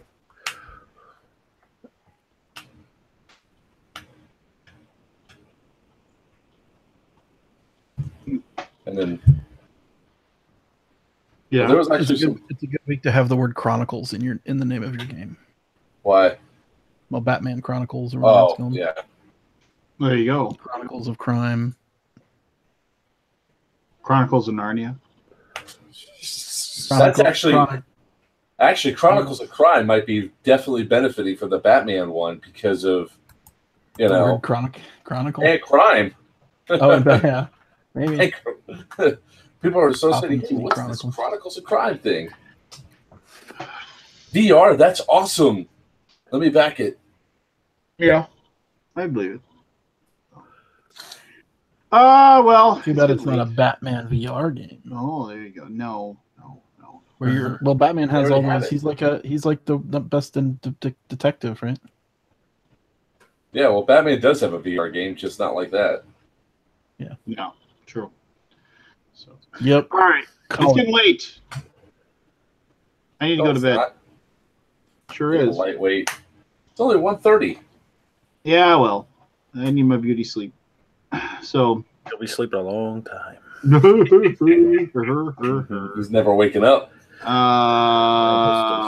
right, assholes. Thanks for tuning in, everybody. We'll I don't know. We'll talk again soon. We'll talk again next week. Cool. Don't do that, Lance. Exactly. You're tired. See, Holding Oh, not. but I'm not going to Gamma. Anybody Nope, going to neither am Gamma? I. Yeah, I'll be there. I have I'm going to be on CruisyCon, and I decided that it's not worth $1,000 to go for a day and a half. It's Fair 40 enough. degrees. What? That's another issue with Reno. It's cold. Oh, geez, 40 degrees is not cold. I'd be out in a t-shirt and shorts in 40 degrees. Okay. Speedo, you'd be in a Speedo Yeah. at 40 degrees. Tough guy. That's what it is now here. Yeah. So, Well, I got my event going off in May there, Lance. what's Dice Tower? No, Origins? yeah, Dice Tower. No, that thing at Club Med. Remember when we went to Club Med at the con that shall not be named? Yeah. What a waste of time that was. That Club Med trip. The Club Med. We needed a waste of time. It was a complete waste of time. I wanted a beer. I went up to the bar. I stood there for like 20 minutes. And everybody else had like 5 or 6 while you're waiting for your beer because you're at the wrong end. That was the classic part of that. Well, I just said, screw this. I'm going back, and then we went back to the hotel and drank beer there. So, I mean, it was that Club Med thing was a waste of time. Waste of time. We had a great time last year when we were doing our design thing. So that's what we're doing again this year. The 18th to the 21st, where we actually have a block of rooms. They're actually throwing us a cocktail party and all that stuff. It's kind of cool. Well, I'm glad you have fun, man. That's awesome. You're just a real man. Yeah, I am. I got BGG tickets going on sale Monday. For which one? 3 p.m. BGG Con. I mean, Main game. Fall. I'm an exhibitor. On when? On Sunday? Monday, March 5th, 3 p.m. Central. Monday, March 5th, 3 p.m. Central. That's for all the vast amounts of listeners that are watching right now. Viewers. Well, like you'll sell out in less than an hour. You'll probably sell out. You'll I'm not gonna. I never assume anything. Hmm. You will. We had 30 premium tickets left over from last year, and they didn't sell out right away. Oh, yeah. I mean, now those are 3 times expensive, but Yeah, but didn't you have like a weird pricing statute for that or something like that? well, we auctioned them off last year in I don't know what you would call it. It's called a Dutch auction. A Dutch auction, yeah. Oh, So each day it dropped by $50, averaged out around 400. So that's what we sold them for. Actually, it was a little. They were like average was 425. We just took it to 400, knocked it back a little bit from the average. And most people signed up. Most people re-signed. And then some just basically couldn't come again. So Interesting. but that guarantees you a hotel room, and it gives you a couple extra perks. But Well, there you go. Hold on. Do we get guaranteed hotel rooms being an exhibitor? Like one room? not guaranteed, but you will get your block right away, and you should get your book that room like as soon as you get that email. It's going out this week, as I understand. Oh, God damn, I gotta be on the road. You got I an need North assistant? You Carolina. got someone else working? You check No, your that's email? whose house I'm going to, actually, is my assistant. We're going to be playing okay, but try to get it booked as soon as you can. You should see if don't worry. Thor can do it. He's just sitting on the couch. Thor's just clipping counters all day, man. Clipping minis. Can you imagine? Do you know that when you push down real hard on that X-Acto knife and it like burns into your right here, part of your finger? You know what I'm talking about? Yeah, I understand. That guy's finger must be like. Well, if he's clipping minis with an X-Acto knife, and if he isn't using a minis clipper, back cutter. Yeah, you need to. He should be using a back cutter. Yeah. I wish I knew about those before I got into Warhammer, because I So used to cut everything with an X-Acto knife. When Dice Tower moves next year, we should not have a problem with hotels, right? BGG Con, you mean? Yeah, whatever. The hotel is twice as big, but it's not big enough to hold the entire convention, if you know what I'm saying. All people. All the people that attend. I mean, it's bigger. I don't know. I guess I just need to make sure I have a room. I guess I don't know. I know, right? No, he's on. Well, I guess he is an exhibitor. But TMG didn't exhibit last year, did they? We had a booth. I remember. Just I just wish there was some way I could guarantee it. You know how it is. I know, right? If only we tickets. knew somebody that was Premium connected tickets. to the con. Just spend $400, Lance. If only I knew somebody. They could just, Don't you know. oversleep like I did on the Good one. All right. 10. Although no, I didn't oversleep. I was awake. I just had my alarm set wrong. It's stupid. So Aldi, Yep. the feedback from the whole Gen Con thing, I'll give it to BGG Con. Guarantee one room for exhibitors per booth. I mean, that's the way the block is. It is? So if you do that the first day, Okay. the block is big enough for the exhibitors, right? But you know, some people book 2 rooms, maybe some people book 3, depending on how they're Or 5 or many 8. people. No, we kind of we keep it down. It's within reason. They don't care. We care. Believe me, I care more than anyone. But I want people to have a good time. Gen Con cares. They do. They really do. Come on. What can they do? If they cared, it would be the same story over and over again. How could they change it? How could they? What I just said. 11 people in a Guarantee. room. Mandate it. They could easily dictate how many rooms were to be allocated per booth, essentially, and say you have one for a 10 by 10. And then with as many people that is waiting to go into it, what's your preferential hotel? So they could already have that all set up and ready to go. Here's a list of hotels for exhibitors. Here's a list of prices. You're going to get one or whatever. Select your room now while they wait for it to go live. I mean, there's a way to do it that's pretty simple for them because they know what rooms they're going to get. I just don't think there's enough rooms that they can do that with. Obviously, there's no way in hell that all the rooms sold out in 1 minute, right? Just by the limitations of that system. But they were sold out, so they don't have those rooms, I'm guessing. Then that's a bigger problem. Then yeah, it's a problem. Yeah, it's a problem that they're and I don't know. We were speaking from a position of no knowledge of what goes on behind the scenes there. I do know that the sponsors do get their rooms blocked out in December or even before then. Because I tried to do it. Well, isn't Stronghold a sponsor? No. Talking about the big sponsors. Big money. Have you ever looked at their sponsorship book? No, I can't afford it. Yeah, I've looked at it and it's just like, that's not money well spent, I think, for us. Is it like better equipment is money spent, better spent. 150,000, 200,000, something like that? Oh, I don't know if it's that much, but it's not. I'm drawing a blank on the numbers, but there's a book. Yeah, I think I saw it not last year, but the year before.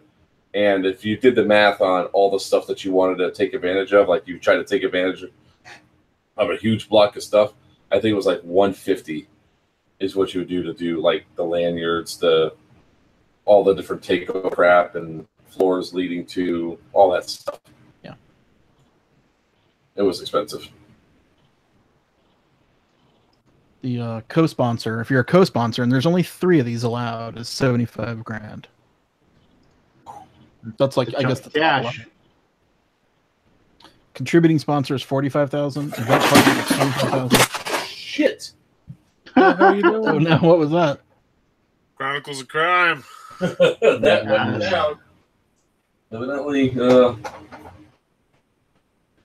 there's various things for 5,000. There's 10,000, 15,000. Scratch a dead still. 1,500 media partner. Crap. What did you do? I don't know. It fell. All the stuff just fell down. So, my son is convinced there is a poltergeist in the house. You got proof on camera, man. I need to watch that back, the video. See that ghost. Somebody play that back. If we were on Twitch, we could clip it. That would be my reaction of what the Yes. hell was that? Well, YouTube, you can go backwards. Yeah. See a dark shadow go over there. Anyway. All right. I'm going to bed. It was a pleasure. Gentlemen. As always. Hopefully I'll see you next week. I'll be in Gamma. Good night, everybody. Well, that's not next week. It's the week after. I'm going to LA first. Okay. Well, fine. I won't see you, Aldi. Nope. Unless we come on as a... from LA. But probably not. Cool. All right, guys. Have fun.